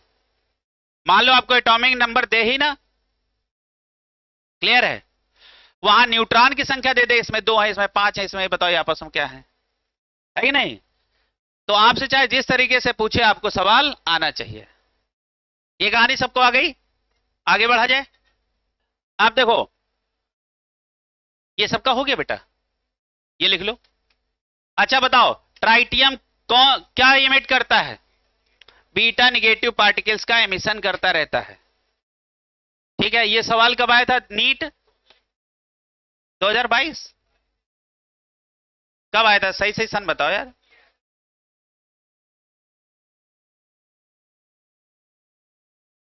और हैवी हाइड्रोजन ड्यूटेरियम, एनसीईआरटी में जब आप चैप्टर पढ़ोगे जाके हाइड्रोजन, तो यही शब्द लिखा है एच डी। क्या लिखा है? H D. एच डी का मतलब क्या है? Heavy hydrogen that is deuterium, और लिखा कैसे? H D. वहां उसको हाई डेफिनेशन ना समझ जाना। 21 में, 21 में आया, समझ में आ रहा? चलो आगे देखा जाए बेटा, आगे बढ़ा जाए। अब देखो आपसे पूछा गया है कि आइसोटोप में क्या क्या सेम होता है, तो 4 चीजें सेम होती हैं। अब ये तुम्हें रटा होना चाहिए। बताओ आइसोटोप में क्या क्या सेम होगा? तो सबसे पहली बात जो तुम्हारे जहन में आई वो कौन सी है? जेड सेम होता है। आइसोटोप का सबसे पहली बात जो तुम्हारे मन में आई कौन सी है? जेड सेम होता है। अच्छा, जेड सेम होने का मतलब क्या है? कि उसका इलेक्ट्रॉनिक कॉन्फ़िगरेशन भी सेम होगा, है ना? अरे भैया मान लो कार्बन कार्बन 2 है, दोनों का एटॉमिक नंबर 6 है, तो इसका भी इलेक्ट्रॉनिक कॉन्फ़िगरेशन वही होगा, इसका भी इलेक्ट्रॉनिक कॉन्फ़िगरेशन वही होगा। ठीक है, तो पहली बात कौन होगा? एटॉमिक नंबर सेम होगा, दैट इज जेड सेम होगा। दूसरा कौन सा है? इलेक्ट्रॉनिक कॉन्फ़िगरेशन सेम होगा। अच्छा बताओ, एटॉमिक नंबर सेम तो इलेक्ट्रॉनिक कॉन्फ़िगरेशन सेम, और पोजीशन इन पीरियोडिक टेबल भी होगी सेम, है ना? और खास बात देखो क्या है, इसकी केमिकल प्रॉपर्टीज भी होगी सेम, क्योंकि कोई अंतर है ही नहीं। हाँ या ना? क्लियर है? अच्छा बताओ, आइसोटोप की कौन सी 4 बातें हैं जो सेम होती हैं? बताओ। Atomic number same, electronic configuration same, position in periodic table same, chemical properties same. Clear है? अब जरा ध्यान से देखो, अब आइसोटोप में क्या क्या चीजें अलग होती हैं? 4 चीजें अलग भी होंगी। कौन सी? क्या होगा बेटा? मास नंबर अलग अलग होगा। दूसरा है फिजिकल प्रॉपर्टीज अलग अलग होंगी। समझ में आ गया? क्योंकि अच्छा, फिजिकल प्रॉपर्टीज में क्या है? जैसे melting point, boiling point, density, solubility, ये सब कहां आ गए? है ना? ये सब अलग अलग होंगे। अच्छा, रेट ऑफ रिएक्शन अलग अलग होगा, है ना? अच्छा, नंबर ऑफ, ये देखो, ये वही वाली बात, यही जो आपको कैलकुलेट कराए हैं, नंबर ऑफ न्यूट्रॉन भी क्या होंगे? अलग अलग होंगे। आगे आ जाओ, कौन सा है? आइसो बार। अच्छा हमने बताया ना, एक ही चीज याद रखना, सेम वाली चीज याद रखो। बताओ आइसो बार में क्या सेम? मास नंबर सेम, तो बताओ डिफरेंट क्या होगा? एटॉमिक नंबर डिफरेंट होगा। देखो 2 ही चीजें एटम के पास हैं, जेड ए, यदि जेड सेम तो ए डिफरेंट, ए सेम तो जेड डिफरेंट। अब हमको याद है सेम वाला, बताओ बताओ, जेड किसमें सेम? आइसोटोप। ए किसमें सेम? आइसोबार। जेड सेम, बोल, हम बोलेंगे तुम बोल जवाब देना, बोलो। अच्छा, Z same, Z same, Z same, A same, A same, A same, Z same, A same. समझ में आ रहा? चलो आगे देखो, आप जरा ध्यान से समझो। देखो इनका इनका क्या है? ए सेम है कि नहीं? तो ये आपस में दोनों क्या हुए? अच्छा इनका भी क्या है, तो ये तीनों आपस में क्या हुए, आइसोबार। ठीक है। अच्छा ये सवाल यहां का नहीं है, ये सवाल उठा के कहां लाना है, उठा के, हाँ ये वाला सवाल उठा के यहां चिपका लो कहीं। अरे मतलब वो वाला सवाल यहां का है, अरे यहां का है आइसोटोन का। अच्छा या तो एक काम करो, यहीं पे आइसोटोप की जगह क्या करो, आइसोटोन्स, और इसको निशान लगा के वहीं लिख देना, ये आइसोटोन का सवाल है। यहां आइसोटोप लिखा है ना, हाँ पी हटा के एन कर लो, आइसोटोन्स। आइसोटोन में क्या सेम होगा, नंबर ऑफ न्यूट्रॉन। ठीक है, देखो हम सब सेम वाले तुमको पढ़ा रहे हैं, आइसो का मतलब ही क्या होता है, सेम। जितनी हमने 6 आपको आइसो वाली चीजें पढ़ाई हैं, देखो आइसो वाली कितनी हेडिंगें हैं, पढ़ के सुनाओ। आइसो वाली देखो कितनी हेडिंगें हैं, 6 हेडिंग है। पहला आइसोटोप, आइसोबार, आइसोस्टीयर, आइसोटोन, उसके बाद आइसोडायाफर, उसके बाद आइसो इलेक्ट्रॉनिक, है ना। हमने आइसो की कितनी आपको हेडिंग पढ़ाई है, 6। पक्का, आइसो का मतलब ही क्या होता है, सेम। अब वो अलग अलग बातें हैं कि किसमें क्या सेम होगा। ठीक है, तो इसके सामने क्या लिख लेना बेटा, आइसोटोन। ये नीचे वाला जो आपका हेडिंग है वहां का ये सवाल था। ठीक है, हाँ चलो आइसोबार में। अब देखो तीसरा कौन सा है, आइसोस्टीयर। ठीक है, आप जरा इसको पढ़ो, ये एक पॉली एटॉमिक मॉलिक्यूल होता है, हो सकता है पॉली एटॉमिक मॉलिक्यूल न्यूट्रल हो और सकता हो चार्ज्ड हो। क्लियर है। अच्छा देखो बेटा, अब बहुत ध्यान से देखो, अब जरा ध्यान से देखो। अच्छा बताओ इसमें कौन सी 3 चीजें सेम होनी चाहिए, बताओ सेम क्या चीज होंगी, एटम सेम होंगे, इलेक्ट्रॉन सेम होंगे, स्ट्रक्चर सेम होंगे। हाँ ये ना, सेम होगा कि नहीं होगा, क्लियर है। अच्छा बताओ आइसोस्टीयर आपको चेक करना है तो कौन सी 3 बातें, ठीक है। हाँ हाँ बोलते रहो बोलते रहो, ठीक। अच्छा सुनो, इसमें कितने एटम, इसमें, इसमें, इसमें, अच्छा इसमें इलेक्ट्रॉन कैलकुलेट करो कितने हैं। अच्छा ये न्यूट्रल है ना, तो जेड के बराबर ही ई होगा। इसका जेड कितना है, 6, इसका जेड 8, 8 6 14, 14 इलेक्ट्रॉन। अच्छा इसमें कितने, 14 इलेक्ट्रॉन, एक एक का एटॉमिक नंबर 7, तो इलेक्ट्रॉन भी एक में 7, तो 2 में 14। अच्छा यहां कितना, 6 और प्लस 7, है ना, ये क्या हो गए, क्या हो गया, 13, और एक माइनस है तो क्या रख दोगे, +1, तो क्या हो गया 14, और इसके पास भी क्या है 14। ठीक है, ऐसे देखो 7 और 8 15, और एक उसमें माइनस कर दोगे, कितना हो जाएगा 14।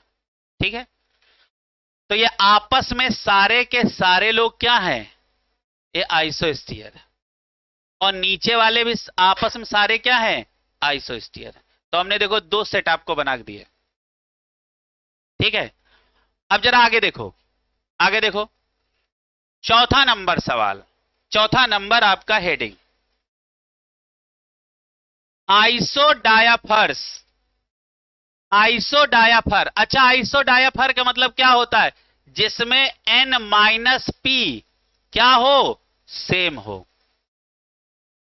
जिसमें न्यूट्रॉन और प्रोटॉन का डिफरेंस सेम आ जाए, वो लोग आपस में क्या होते हैं, आइसोडायाफर्स। क्या होंगे, आइसोडायाफर्स। ठीक है, आप देखो इसी सवाल को हम आपको लगा के दिखाते हैं, इसके चक्कर में ना पड़ना, मतलब ये गलत नहीं है, मतलब अभी तुमको नहीं देखना है इसको, अरे वो सवाल सही लगा है लेकिन अभी तुमको नहीं देखना है। क्लियर है। अब चलो हम इसी सवाल को लगवाते हैं, है ना। सवाल देखो, यहां क्या था बेटा, यूरेनियम 92, ठीक है। अब इससे आपने क्या किया,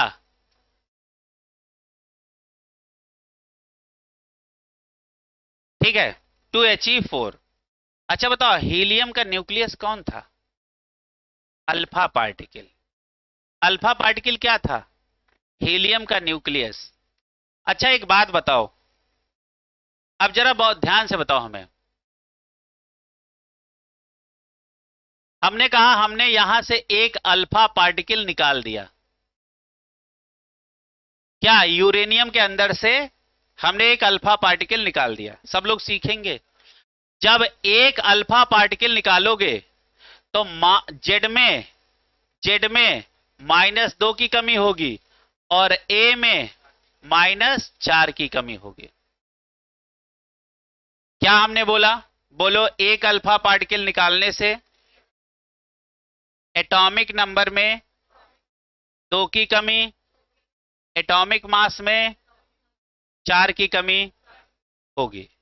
ठीक है। अच्छा, अल्फा पार्टिकल को ही हम क्या लिख सकते हैं? हीलियम लिखते हैं कि नहीं? चाहे आप हीलियम लिख लो और चाहे अल्फा पार्टिकल लिख लो, सेम। अच्छा, हीलियम लिखने से आपको पता चल गया 2 की कमी ये कहां करेगा और 4 की कमी कहां करेगा। अरे कहने का मतलब है आप यूरेनियम के अंदर से एक हीलियम निकाल दे रहे हो, तो एक हीलियम निकालोगे तो हीलियम है क्या? जिसका एटॉमिक नंबर 2 है, एटॉमिक मास 4 है। तो किसी के अंदर से जब ये चीज निकाल दोगे तो इतने कमी हो जाएगी ना उसके अंदर। आई बात समझ में? जैसे तुम अपने घर से निकाल दिए जाओ तो उस घर में उतनी चीज की तो कमी आ ही जाएगी ना। तुम्हारी जो औकात होगी उस हिसाब की कमी आएगी घर में। समझ में आ गया? हाँ है? कह रहे हैं हाँ, तो तुम समझो यार, फिर कोई वजूद नहीं है। डिपेंड डिपेंड ऑन वजूद। जिसका जितना वजूद होगा उसके घर पे उस हिसाब से फर्क पड़ेगा, और जिसका मान लो वजूद 0 तो रहो, तो चाहे यहां रहो चाहे वहां रहो, कहीं रहो। ठीक है, चलो। अच्छा चलो आगे देखो देखो देखो देखो। हाँ, तो ये क्या बन गया बेटा? ये बन गया थोरियम। अब बताओ, एटॉमिक नंबर में कितने कमी की हो? 2। तो ये क्या बचा? 90। और ये क्या हो गया? बचा कि नहीं बचा? है ना? अब हमने कहा यूरेनियम और थोरियम को चेक करो, क्या ये आपस में आइसो डायाफर हैं? है ना? तो हमने क्या किया, इसका और इसका, है ना? और एक बात समझ लेना, यदि कहीं से एक हीलियम निकाल दिए हो तो हमेशा वो आपस में आइसोडायाफर ही हो गया। समझ में आ रहा? अब इसको चेक करो, पहले सीख लो।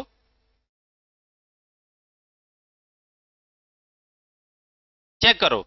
अच्छा इसके बाद बताओ, इसका जेड कितना है? 92, है ना? अच्छा इसके बाद बताओ, अच्छा क्या है, पी कितने हैं जेड के बराबर? 92। यहां तक तो हम यूं ही पहुंच गए। अच्छा इसके पास बताओ एन कितना है? ए माइनस जेड। अच्छा ए कितना है? 238। अच्छा जेड कितना है? 92। आंसर कितना आ गया? Very good.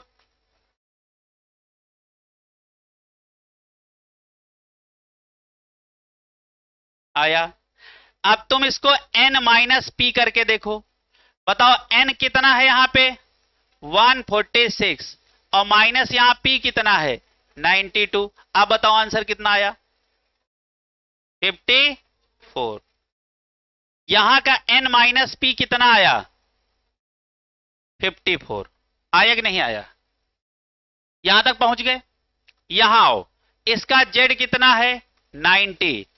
इसीलिए यहां पी कितना है? जेड के बराबर, दैट इज 90। है ना? यहां न्यूट्रॉन निकालो, ए माइनस जेड। अच्छा ए कितना है? 234। माइनस जेड कितना है? 90। आंसर बताओ। अब यहां एन माइनस पी निकाल लो। बताओ एन कितने हैं? 144। और माइनस पी कितना है? 90। फिर आंसर कितना आ गया? 54।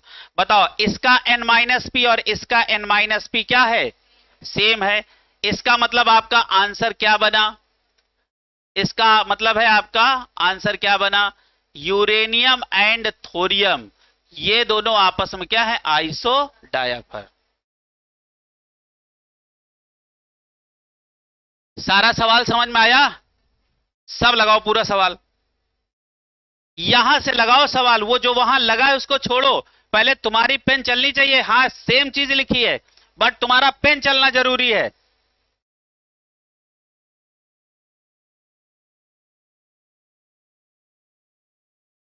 अच्छा, एक अल्फा पार्टिकल निकालने से तो समझ में आ गया, एक बीटा पार्टिकल निकाल दोगे तो, एक बीटा पार्टिकल निकाल दो, एक अल्फा तो निकाल दिए।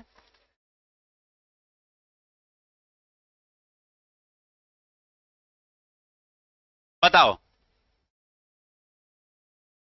अच्छा निगेटिव, हाँ, समझ में आ गया। अच्छा बढ़ा क्यों पता है? क्यों बढ़ा? बढ़ा क्यों? क्योंकि निगेटिव चार्ज ही तो जेड में जुड़ता है ना? कैसे? Electron equal to Z minus charge. समझ में आ गया? हम्म। अब तो आपके पास जुगाड़ है, कोई टेंशन वाली बात है नहीं।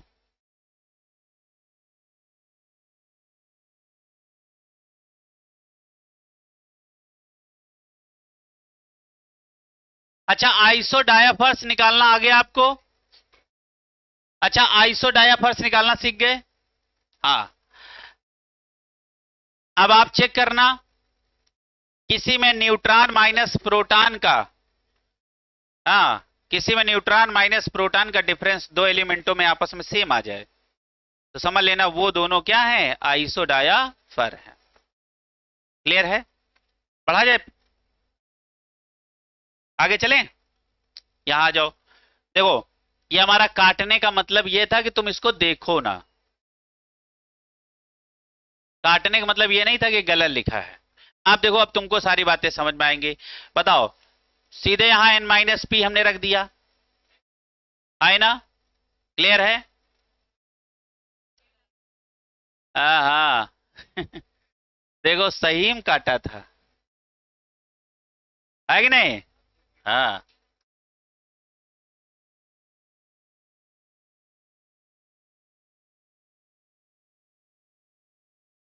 तो इसको क्या कर लो, और इसको भी क्या कर लो, ऐसे कर लो। ठीक है, तो अब देखो, अब तो ठीक हो गया। 4492, हाँ अब सही है। अब देखो, इसका भी n माइनस पी इतना आया, इसका भी n माइनस पी इतना आया, तो इसको काट के थोड़ा सा क्या कर लो, इसको n कर लो। ठीक है, और फिर इतने तो समझदार तुम हो ही। अच्छा अब क्वेश्चन ये है, चेक करो कि ये दोनों आपस में आइसोडायाफर हैं। मान लिए कि चेक किए, चेक किए, चेक करके दिखाओ। सब लोग चेक करो, ये आपस में आइसोडायाफर हैं? पक्का, ठीक। अब आ गए बेचारे कौन, आइसोटोन। इनका एग्जाम्पल कहां छूट गया था, ऊपर, है ना? अच्छा, आइसोटोन्स का मतलब क्या होता है, बोलो? टोन, टोन, न न्यूट्रॉन। ठीक है, तो आइसोटोन का मतलब क्या होगा, आइसो मीन्स होता है सेम, है ना? और टोन किसके लिए बोल रहे हैं, न्यूट्रॉन के लिए। तो ऐसी स्पीसीज जिनके पास क्या हो, नंबर ऑफ न्यूट्रॉन क्या हो, सेम, वो आपस में आइसोटोन। क्लियर? हाँ, they are the atoms of different element which have same number of neutron। इस पे गोला लगाओ, आइसोटोन में क्या होगा, नंबर ऑफ न्यूट्रॉनों की संख्या सेम होगी। क्लियर है? अब देखो, अब देखो यहां चेक करो, फार्मूला क्या लगाओगे, n equal to A minus Z. A कितना 3, जेड कितना 1, न्यूट्रॉन की संख्या 2। फिर यहां फार्मूला लगाओ, यानी n equal to A minus Z. A कितना 4, जेड कितना, आंसर आ गया 2। बताओ, दो दो दोनों में है ना न्यूट्रॉन, तो बताओ यहां पे 1H3 दैट इज ट्राइटियम और 2He4 दैट इज हीलियम, ये दोनों कौन कौन से वाले भाई हैं, आइसोटोन वाले भाई हैं। देखो 6 टाइप के भाई होते हैं, कै टाइप के भाई, 6। समझ में आ गया?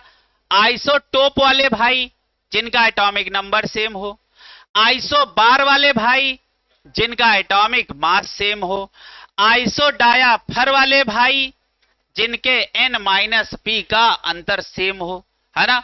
आइसो स्टीयर में तीन चीजें देख लेना, क्लियर है।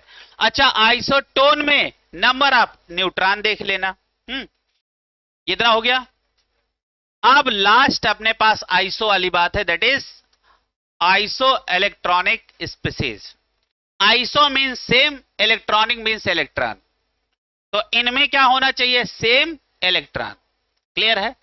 अच्छा देखो, बताओ ये आर्गन न्यूट्रल है कि नहीं, तो इसमें जेड के बराबर ही ई होगा कि नहीं। ये बातें हमने पढ़ाई है कि नहीं, कि तुम लोग ऐसे जान गए। हाँ, वेरी गुड। तो इसका जेड बताओ आर्गन का कितना होता है, कितना होता है, हीलियम नियान आर्गन, तो कितना होगा 18। तो इसके पास इलेक्ट्रॉन भी कितने हैं 18, यहां तो निकाल लिया। अच्छा, क्लोरीन का जेड कितना होता है 17 होता। अब यहां इलेक्ट्रॉन निकालना है तो फार्मूला क्या लगा दो, जेड माइनस चार्ज, यही तो पढ़ाया है। जेड कितना है 17 और माइनस यहां लगा लो, यहां क्या लगा लोगे माइनस, और कितना चार्ज है माइनस का 1, तो माइनस माइनस प्लस 17 और प्लस 1, तो बताओ इसके पास 18 इलेक्ट्रॉन, इसके भी पास 18 इलेक्ट्रॉन, तो ये दोनों कौन कौन से वाले भाई हैं, आइसो इलेक्ट्रॉन वाले भाई भाई हैं। अच्छा देखो, अब इसमें चेक करो, चेक कर लो।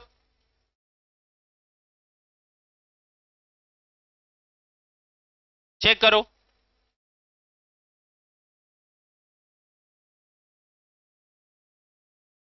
अच्छा देखो, एक हाइड्रोजन का एटॉमिक नंबर 1 तो 2 का 2, तो 2 के पास 2 इलेक्ट्रॉन, प्लस ऑक्सीजन का एटॉमिक नंबर 8, तो इसके पास 8 इलेक्ट्रॉन, तो पूरे H2O के पास कितने 10 इलेक्ट्रॉन। नाइट्रोजन का एटॉमिक नंबर 7, इसलिए 7 इलेक्ट्रॉन, प्लस 3 हाइड्रोजन के पास 3 इलेक्ट्रॉन, तो 7 3 10, 10 इलेक्ट्रॉन इसके भी पास, 10 इलेक्ट्रॉन इसके भी पास, तो ये दोनों आपस में क्या हुए, आइसो इलेक्ट्रॉनिक। अच्छा, यहां कुछ बच्चे घूम तो नहीं गए, जब तक चार्ज ना आए तब तक जेड ही ई होता है, जब तक चार्ज ना आए तब तक जेड ई, और हमेशा जेड तो पी होता ही है, चाहे चार्ज आए और चाहे चार्ज ना आए।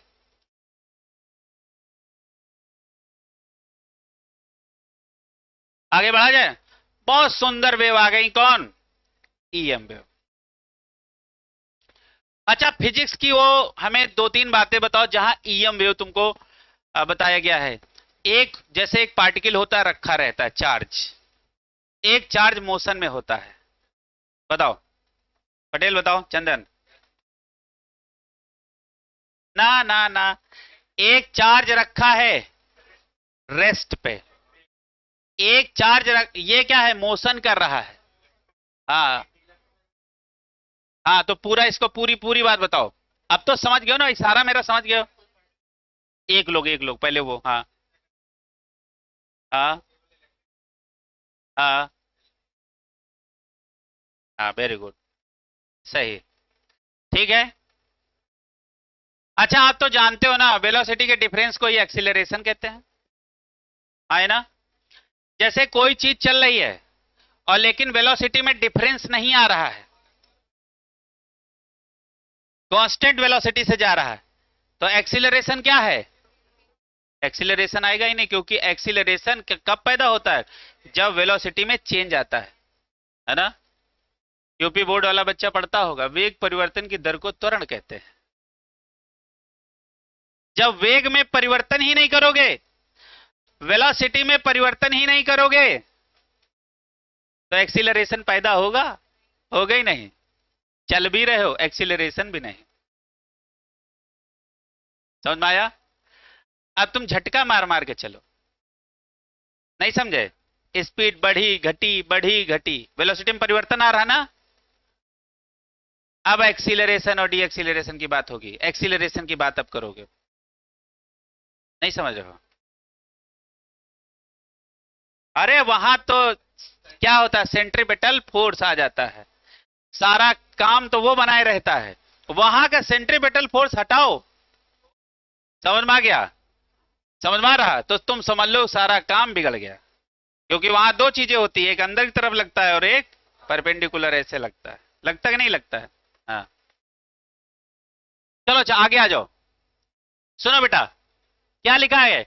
इलेक्ट्रोमैग्नेटिक वेव, जिसको हम ईएम वेव बोलते हैं, और इसी का दूसरा नाम क्या होता है? Radiant energy. क्लियर है? तो देखो, अच्छा मान लो कोई चार्ज पार्टिकल को हमने ऑसिलेट कर दिया, ऑसिलेशन करा दिया, तो बताओ ईएम वेव प्रोड्यूस होंगे? होंगी? 100% होंगी। समझ में आ गया? अब जरा ध्यान से समझो। अब देखो, सारे लोग इलेक्ट्रोमैग्नेटिक वेव के विषय में पढ़ो। देखो, जैसे मान लीजिए ये कोई एक पार्टिकल है और ये यहां पे रुका हुआ है, ठीक है? तो ये क्या प्रोड्यूस करेगा? Electric field. और ये चार्ज पार्टिकल कैसा है? एक्सीलरेटेड मोशन में। मतलब यहां पे क्या है? एक्सीलरेशन है। अच्छा, एक्सीलरेशन है, इसका मतलब आप क्या कह गए? कि वेलोसिटी में चेंज है। यही तो कह गए। हमने कहा एक्सीलरेशन है, तो तुम पीछे क्या बोल के निकले हो? कि वेलोसिटी में चेंज है। क्योंकि वेलोसिटी में चेंज नहीं होगा तो एक्सीलरेशन नहीं होगा। क्लियर है? अब ये एक्सीलरेटेड है, तो यहां पे क्या होगा? इलेक्ट्रिक फील्ड भी होगा, मैग्नेटिक फील्ड भी होगा, और यहां ईएम वेव भी होंगे। तो पहले ईएम वेव पैदा कहां होंगी, पहले ये जानो। ईएम वेव कैसे पैदा होंगी? जब किसी चार्ज पार्टिकल को हम क्या करेंगे? एक्सीलरेटेड मोशन कराएंगे, ऑसिलेशन कराएंगे, तो क्या प्रोड्यूस होगा? ईएम वेव प्रोड्यूस होगा कि नहीं प्रोड्यूस होगा? अच्छा, दूसरी बात, अच्छा यहां जो एनर्जी की बात होती है, तो यहां चार्ज नहीं चलता है, यहां चार्ज के नाम पे क्वांटम चलता है। क्वांटा, समझ में आ गया? और क्वांटा क्या होता है? एक एनर्जी का पैकेट होता है, इसको चलाते हैं हम। समझ में आ गया? यानी ईएम वेव में हम किसको चलाते हैं? यहां चलने वाली चीज चार्ज नहीं होती है, यहां चलने वाली चीज एनर्जी का पैकेट होता है, दैट इज क्वांटा। समझ में आ गया? चलने वाला यहां चार्ज नहीं है, चलने वाला यहां क्या है? एनर्जी का पैकेट, दैट इज। आप जरा ध्यान से देखो, देखो क्या लिखा है? The energy transmitted from one body to another body in the form of wave are known as electromagnetic wave, या इन्हीं का नाम है रेडिएंट वेव। क्लियर है? अब देखो यहां बहुत सुंदर बात कह गया, the energy transmitted from one body to another body, है ना? किस किस माध्यम से? वेव। अब जरा ध्यान से समझो, जैसे मान लो ये बॉडी 1 है और ये बॉडी 2 है, ठीक है? अब आप एक एनर्जी का पैकेट यहां पहुंचाना चाह रहे हो, तो ये देखो लहराते हुए आएगा। अच्छा ये क्या है? मान लो एक क्वांटम है, एक फोटान है, तो ये एनर्जी धीरे धीरे ऐसे ऐसे करके लहराती हुई कहां गई? वेव के फॉर्म में एक बॉडी से दूसरी बॉडी में ट्रांसमिट हो गई। जैसे बेटा मैं बोल रहा हूं, हमारे मुंह और तुम्हारे कान के बीच कोई वायर नहीं है, लेकिन तुम हमारी बात समझ पा रहे हो इन द फॉर्म ऑफ वेव। नहीं समझ में आ गया? हमारी आवाज, अच्छा सारी हमारी आवाज है क्या? एनर्जी। हमारी आवाज क्या है? एनर्जी। हमारी इस एनर्जी, एनर्जी बोल गए ना, फोटान बोल गए। हमारा ये फोटान तुम्हारे कानों तक पहुंच रहा है इन द फॉर्म ऑफ वेव। नहीं समझ रहे हो? कैसे ऐसे लहराता हुआ। समझ में आ गया? कुछ समझ में आ गया? अब बहुत ध्यान से देखो बेटा, अब जरा ध्यान से देखो। अच्छा देखो, अब इनकी कुछ खास बातें देख लो। जितनी भी ईएम वेव होंगी, सब ईएम वेव, अब बहुत सारी ईएम वेव है ना, जितनी भी ईएम वेव होंगी सब किस स्पीड से चलेंगी? Speed of light, that is 3 into 10 की पावर 8 मीटर पर सेकेंड। अब ये तुम्हें रटा होना चाहिए। सारी ईएम वेव किस स्पीड से चलेंगे? Speed of light. अच्छा, स्पीड ऑफ साउंड बता दो।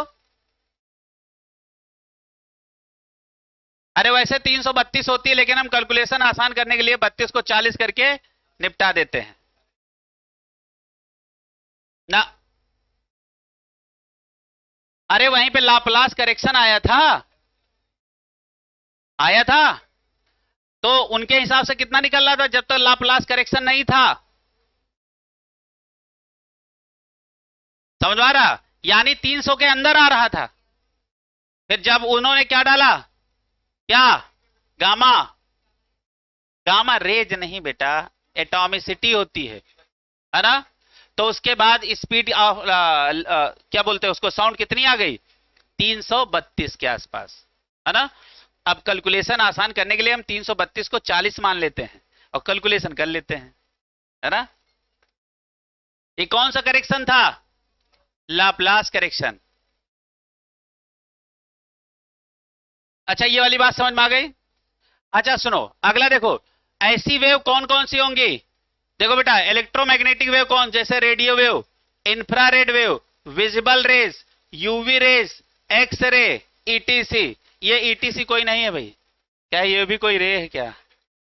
नहीं समझ रहे हो? इत्यादि। ठीक है, हाँ। अब समझो मेरी बात को। देखो दूसरी बात, दो बहुत बढ़िया तूफानी बात। इसको चलने के लिए, ईएम वेव को चलने के लिए माध्यम की आवश्यकता नहीं होती है ना। They do not need any medium for propagation. अच्छा, प्रोपागेशन का मतलब क्या होता है? प्रोपागेट का मतलब होता है किसी चीज का चलना। और यहां किस चीज को चला रहे हो? एनर्जी को। ठीक है, समझ में आ रहा? अरे बहुत सारी चीजें हैं, अभी हम वेव में नहीं जा रहे हैं कि तुम्हारे हम साउंड वेव में चले गए, नहीं तो इसके अंदर बहुत सारी बातें आ जाएंगी, है ना। हाँ, क्लियर है। तीसरी बात क्या है? They have electric and magnetic field, जो कि हम पहले पढ़ के आ चुके हैं। फोटान बैठा है, फोटान चल रहा है। फिर अभी आपको हमने ये कहानी सबको बताई। अब जरा ध्यान से देखो, तो बताओ, ये इलेक्ट्रिक फील्ड और मैग्नेटिक फील्ड दोनों क्या करेगा? प्रोड्यूस करेगा ना। अच्छा, क्या लिखा है? Travel eight right angle. अच्छा, ये राइट एंगल का मतलब क्या है? क्या है मतलब? 90 डिग्री पे। अब समझ में आ गया? बताओ, इलेक्ट्रिक फील्ड और मैग्नेटिक फील्ड ईएम वेव में किस डिग्री पे होंगे? 90 डिग्री पे। अब हम चाहेंगे तुम एक यहां पे ग्राफ खींच लो, देखो। अच्छा, इस वेव को तो जान ही रहे होगे, है ना।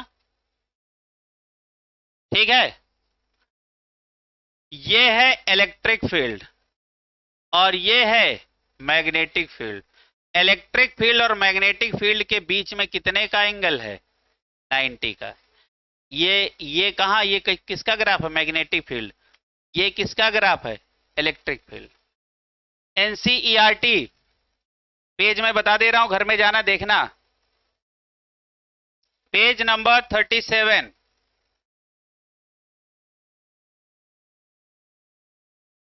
ये देखो, ये बना है, ये बना है, ये देखो। ठीक है, ये कहानी सबको समझ में आ गई? आगे बढ़ा जाए, बना लो इसको बेटा। अच्छा बताओ, इलेक्ट्रिक और मैग्नेटिक फील्ड में कितने का अंतर होता है? अंतर का मतलब होता है कितने डिग्री पे होती दोनों वेव एक दूसरे के? परपेंडिकुलर। कितने होती हैं? परपेंडिकुलर।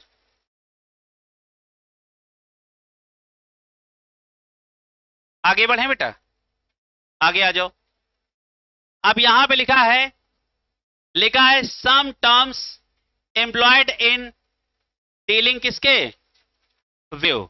अब वेव को समझने के लिए कुछ टर्म है जिन्हें हमें समझ लेना बहुत जरूरी है।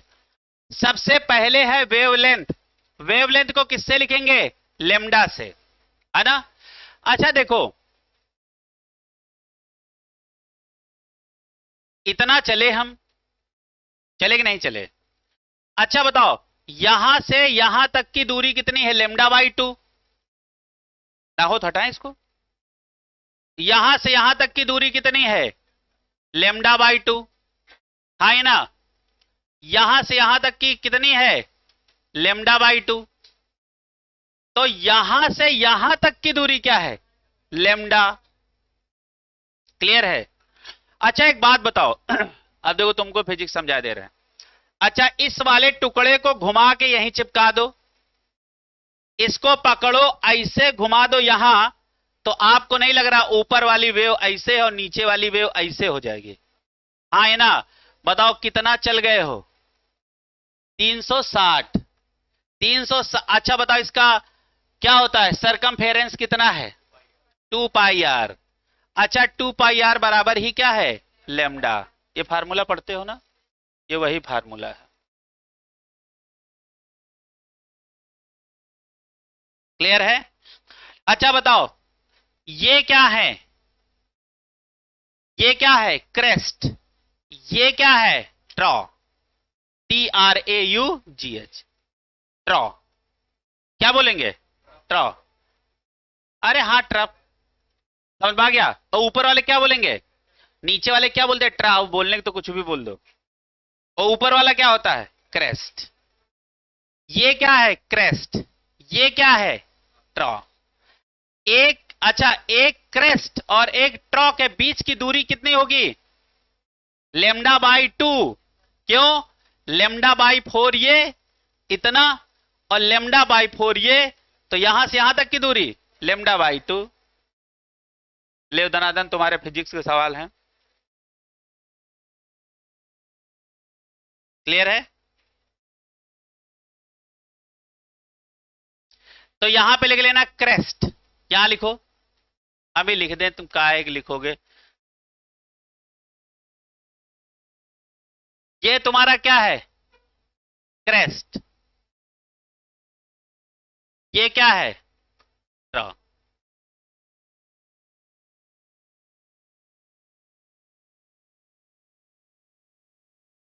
चलो आगे बढ़ा जाए।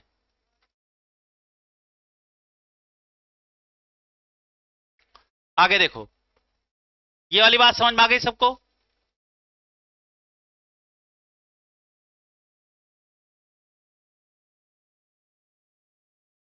ओ कर लेना ओ, ठीक है।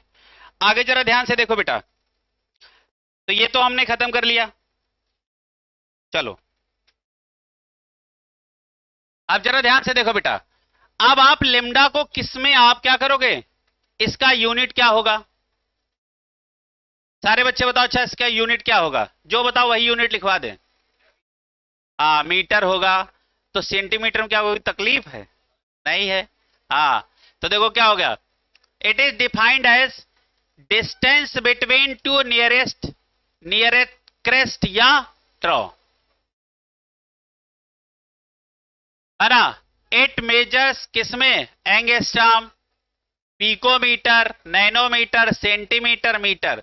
अच्छा एक काम करो, कुछ लोग सारे कुछ चीजें यहां लिख लो, कुछ अच्छा कुछ पैमाने आप लिख लो, तो कन्वर्ट करने में आपको आसानी रहेगी।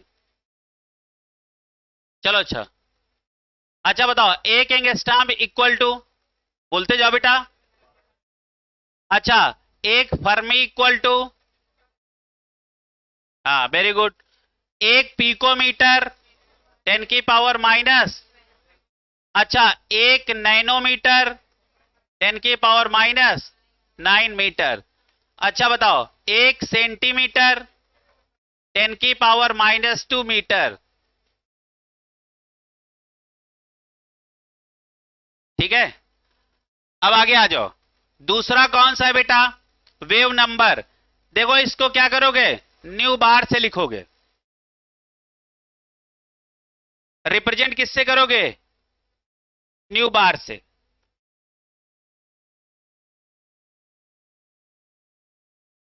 अच्छा बताओ क्रेस्ट से क्रेस्ट के बीच की दूरी,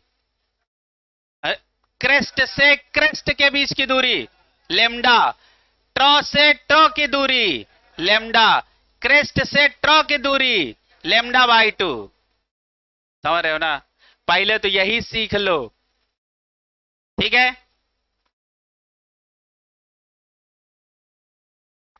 आगे बढ़ा जाए, वेव नंबर। सुनो बेटा,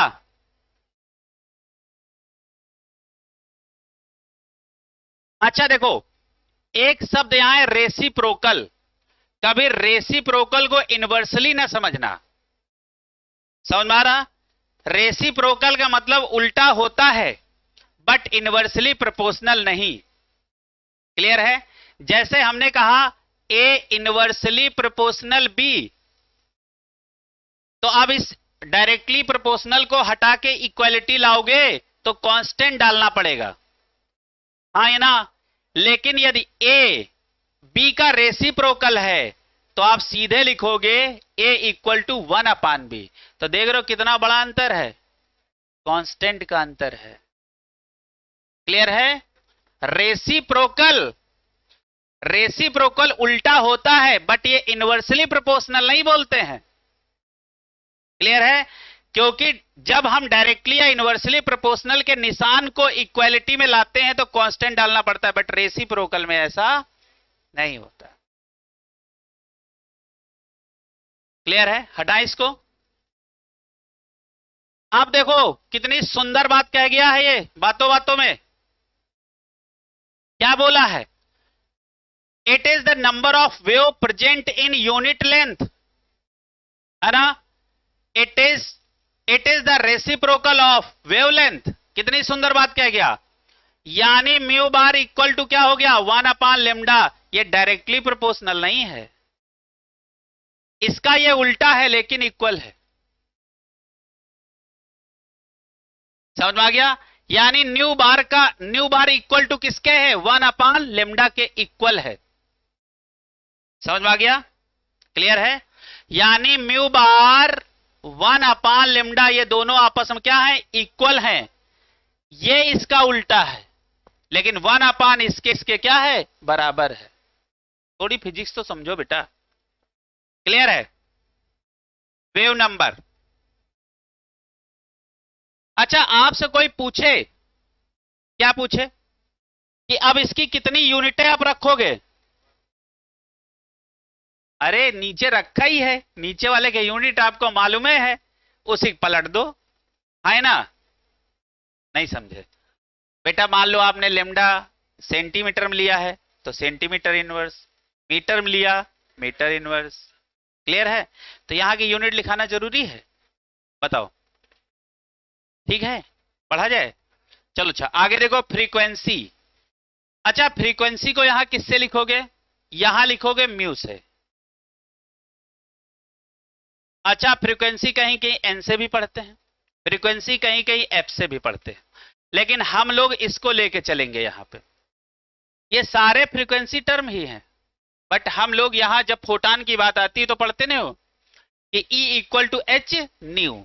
तो फ्रीक्वेंसी किस में लेके चलते हैं, न्यू में। किससे रिप्रेजेंट करते हैं? ठीक है, अब जरा ध्यान से देखो क्या लिखा है फ्रीक्वेंसी। देखो देखो, एक सेकेंड में एक ही गाल पे एक ही जगह जितने तमाचे आपने खाए वो फ्रीक्वेंसी है। समझ में आ गया? समझ में आ गया? एक सेकेंड में, समझ में आ गया? शरीर के अलग अलग भाग में तमाचे खाए, ये फ्रीक्वेंसी नहीं है, है ना? तो फ्रीक्वेंसी में क्या क्या सेम रखना, क्या एक सेकेंड सेम रखना, जगह सेम रखना। समझ में आ रहा? तो क्या हो जाएगी फ्रीक्वेंसी। अब जरा ध्यान से देखो क्या है। It is defined as number of wave which pass through a point. Point क्या होना चाहिए, फिक्स। कितना, इन 1 सेकेंड। एक वेव एक ही जगह से एक बार में जितनी बार पास हो वही उस वेव की फ्रीक्वेंसी है, हाँ या ना? जैसे मान लो तुमने घर से निकले और रास्ते में एक दुकान है, दुकान पे एक आदमी बैठे तुम्हें देख रहा, तुम बार बार आ रहे हो, जा रहे हो, आ रहे हो, जा रहे हो, ये तुम्हारी क्या है, फ्रीक्वेंसी है। अब पता लगे एक बार उस दुकान के सामने से निकले, एक बार दूसरी दुकान के सामने से निकले, अब तुम्हारी फ्रीक्वेंसी ये नहीं है। क्लियर है? तो फ्रीक्वेंसी के लिए क्या करना है, आपको एक पॉइंट फिक्स करना है, दैट इज यही है, कौन सा, इसी को पॉइंट ऑफ रेफरेंस बोलते हैं। ठीक है? हाँ चलो आगे देखो क्या लिखा, फ्रीक्वेंसी आपको समझ में आ गई बेटा? बात आ गई। एक ही गाल पे 1 सेकेंड के अंदर जितने तमाचे खाए वो फ्रीक्वेंसी है ना? एक ही जगह फिक्स होनी चाहिए, और एक ही सेकेंड में एक खोपड़ी पे, कि दाहिने गाल पे, बाएं गाल पे, समझ रहे हो? हाँ एक, तो ये फ्रीक्वेंसी नहीं है, क्योंकि हमने पॉइंट ऑफ रेफरेंस चेंज कर दिया। तो अब ये फ्रीक्वेंसी नहीं है। आपने पता लगे मार भी तुम खा लिए, फ्रीक्वेंसी भी नहीं समझ आई। क्लियर है? तो ये कहानी समझ में आ गया। अच्छा इसको हम कैसे लिखते हैं न्यू से? अच्छा न्यू किसके बराबर होता है बताओ बेटा? पहले तो फ्रीक्वेंसी किसके उल्टा होती है? टाइम पीरियड के, है ना? अच्छा फ्रीक्वेंसी ही किसके बराबर होती है? सी बाई लेमडा। तो बताओ फ्रीक्वेंसी के ये दोनों फार्मूले आना जरूरी है कि नहीं? क्लियर है? ठीक। अच्छा चलो हम लोग यूनिट निकालते हैं। अच्छा बताओ इस फार्मूले से यूनिट निकाले कि इससे? जिससे बताओ उससे। अच्छा इससे निकालने पहले न्यू इक्वल टू क्या है? 1/t किस में रखते हैं? सेकेंड में, है ना? तो बताओ इसका यूनिट क्या हो गया? Second inverse. हमने कहा इससे निकालो, तो न्यू इक्वल टू फार्मूला क्या है?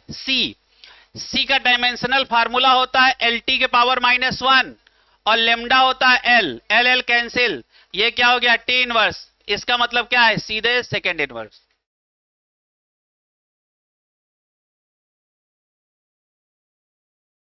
क्लियर है? अब LT की पावर -1 तो समझ ही रहे हो ना कहां से आया? नहीं समझ में आया? Speed equal to distance upon time. Distance को d से लिखेंगे L से, और टाइम को t से। t नीचे से ऊपर जाएगा, T-1।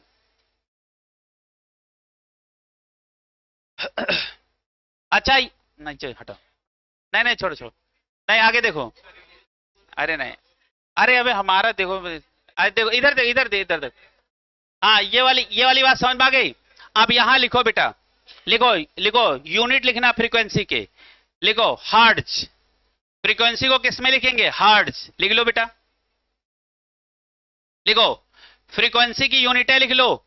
फ्रीक्वेंसी की यूनिट क्या क्या होगी? आप सेकेंड इनवर्स बोलना, हर्ट्ज बोलना, इसको HZ से लिखेंगे, या आप साइकिल पर सेकेंड लिख लेना, CPS, साइकिल पर सेकेंड। ये सब क्या है? Unit of frequency.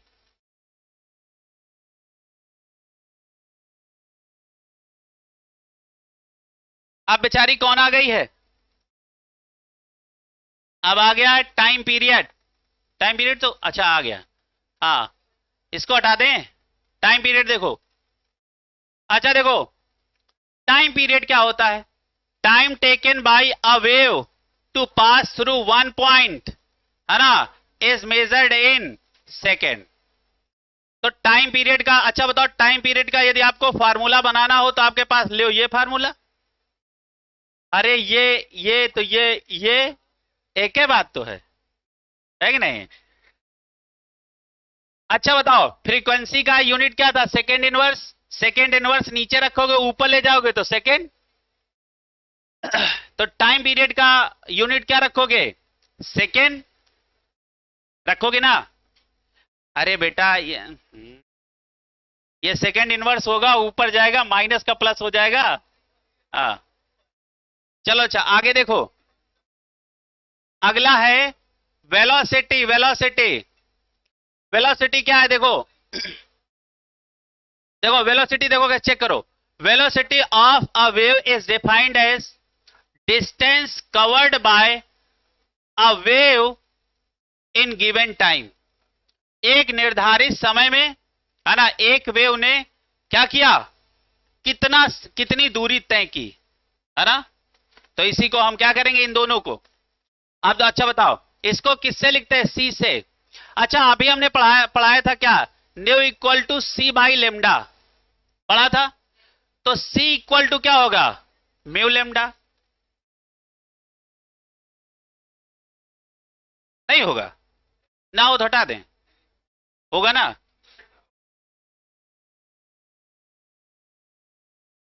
अच्छा ये फार्मूला भी पढ़ा है ना, nu equal to C by lambda. तो सी का फार्मूला क्या हो जाएगा? है ना, न्यू लेमडा। ठीक है। अच्छा, इसका यूनिट क्या होगा, मीटर पर सेकेंड। मीटर पर सेकेंड याद रखो, अब वो सेंटीमीटर में पूछे तो कन्वर्ट कर लेना, एक यूनिट याद रखा करो। अब कौन आ गया, इलेक्ट्रोमैग्नेटिक स्पेक्ट्रम। इसी का नाम क्या है, EM spectrum, electromagnetic spectrum. Clear है। अब राम मोहन का समय खत्म हुआ। अच्छा, ये कौन है, अच्छा देखो मैम ऐसे ही लिखते ना,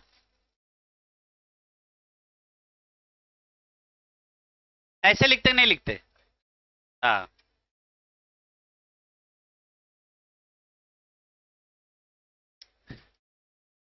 बेटा याद कर लो।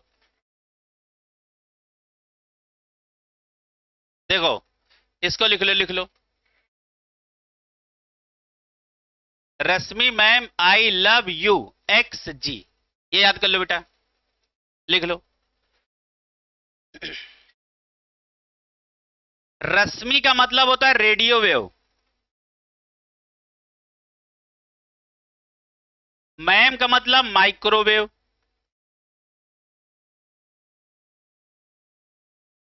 आई का मतलब इंफ्रारेड।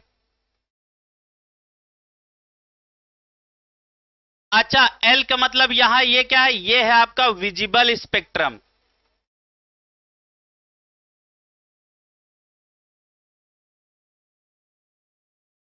एल एल का मतलब यहां पे क्या है, विजिबल स्पेक्ट्रम। और यू का मतलब क्या है, अल्ट्रावायलेट, अल्ट्रावायलेट रेज, है ना। और ये कौन है, एक्स रेज। और ये क्या है, ये है बेटा गामा रेज। देखो इधर से इधर आने पे लेमडा डिक्रीज होता है, इतना याद रखना, और बाकी पूछे तो फार्मूले से निकाल देना।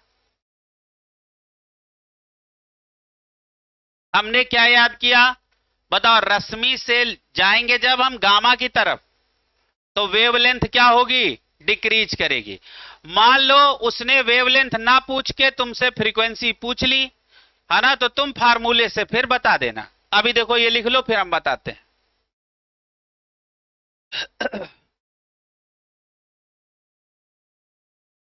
आगे बढ़ा जाए, सबने लिख लिया। अब सारे बच्चे देखो, फार्मूला होता है E equal to H nu, होता है ना। अच्छा, न्यू क्या होता है, C बाई लेमडा, तो फार्मूला क्या बन गया, H C by lambda H nu. ठीक है। अब देखो, अब बहुत ध्यान से देखो, यहां पे न्यू इक्वल टू क्या होता है, सी बाई लेमडा, फार्मूला बना कि नहीं, अरे न्यू इक्वल टू ही तो आप रखे थे, सिग्मा क्या सी बाई लेमडा रखे थे। अच्छा बताओ, लेमडा घटेगा तो म्यू बढ़ेगा, तो इधर से इधर जाने पे क्या होगा, लेमडा घटेगा, म्यू क्या होगा, म्यू बढ़ेगा। अच्छा बताओ, म्यू बढ़ा तो एनर्जी बढ़ी, एनर्जी भी क्या होगी, बढ़ेगी। तो बस याद ये रखना, इनको वही फार्मूले से बता देना। क्लियर हुआ। बताओ, अच्छा रश्मि से गामा की तरफ जाओगे तो बताओ वेवलेंथ घटेगी, फ्रीक्वेंसी बढ़ेगी, एनर्जी बढ़ेगी, है कि नहीं। इन्हीं में से तुमसे कुछ ना कुछ पूछ लेगा। अच्छा, ये विजिबल स्पेक्ट्रम तो तुम जानते हो ना, विजिबल का मतलब होता है वो रीजन जो जिन चीजों को आप देख सको। क्लियर है। आप रेडियो वेव देख पाते हो, माइक्रोवेव देख पाते हो, इंफ्रारेड देख पाते हो, अल्ट्रावायलेट देख पाते हो, एक्स रेज गामा रेज कुछ देख पाते हो, समझ में आ गया। हम सिर्फ इतना देख पाते हैं, विजिबल। और विजिबल रीजन कौन है, VIBGYOR, विग ब्योर। तुम लोग विग ब्योर क्या याद करते हो, वेब ग्योर, सीधे VIBGYOR। ठीक है, समझ में आ गया। आगे बढ़ा जाए, ये तो हो गया होगा। अच्छा, अब ये विजिबल स्पेक्ट्रम को कहीं चिपका लो थोड़ा सा,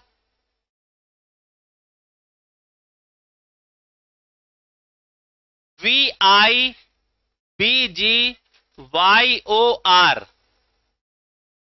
ये आपका कौन सा स्पेक्ट्रम है? Visible spectrum. अब आप यहां से यहां जाओगे तो लेमडा इंक्रीज करेगा। बताओ, ये आपका वॉयलेट है, ये आपका इंडिगो है, ये ब्लू है, ये ग्रीन है, ये कैसा येलो है, ऑरेंज, और ये रेड। क्लियर है? बताओ, आप इतने ही कलर तो देख पाते हो? कहने हम सुआ पंखी भी देख लेते हैं। समझ में आ गया? तो इन्हीं कलरों के जितने मिश्रण से कलर और बन जाएंगे वो भी देख पाओगे। समझ में आ रहा? इसके अलावा नहीं देख पाओगे। गेहुआ कलर भी जानते हैं, ठीक है? अब मेरी बात को समझो। तो बताओ, सबसे ज्यादा इसमें लेमडा किसका? रेड का। इसीलिए सिग्नल किसके बने होते हैं? रेड के, है ना? किसके बने होते हैं? जिसका लेमडा ज्यादा होगा उसकी स्कैटरिंग कम होगी, है ना? स्कैटरिंग इनवर्सली प्रोपोर्शनल लेमडा की पावर 4। समझ में आ गया? जिसका लेमडा ज्यादा उसका स्कैटरिंग कम, मतलब वो कलर बिखरेगा कम। समझ में आ गया? अब हम ज्यादा फिजिक्स समझाना नहीं चाह रहे हैं, ठीक है?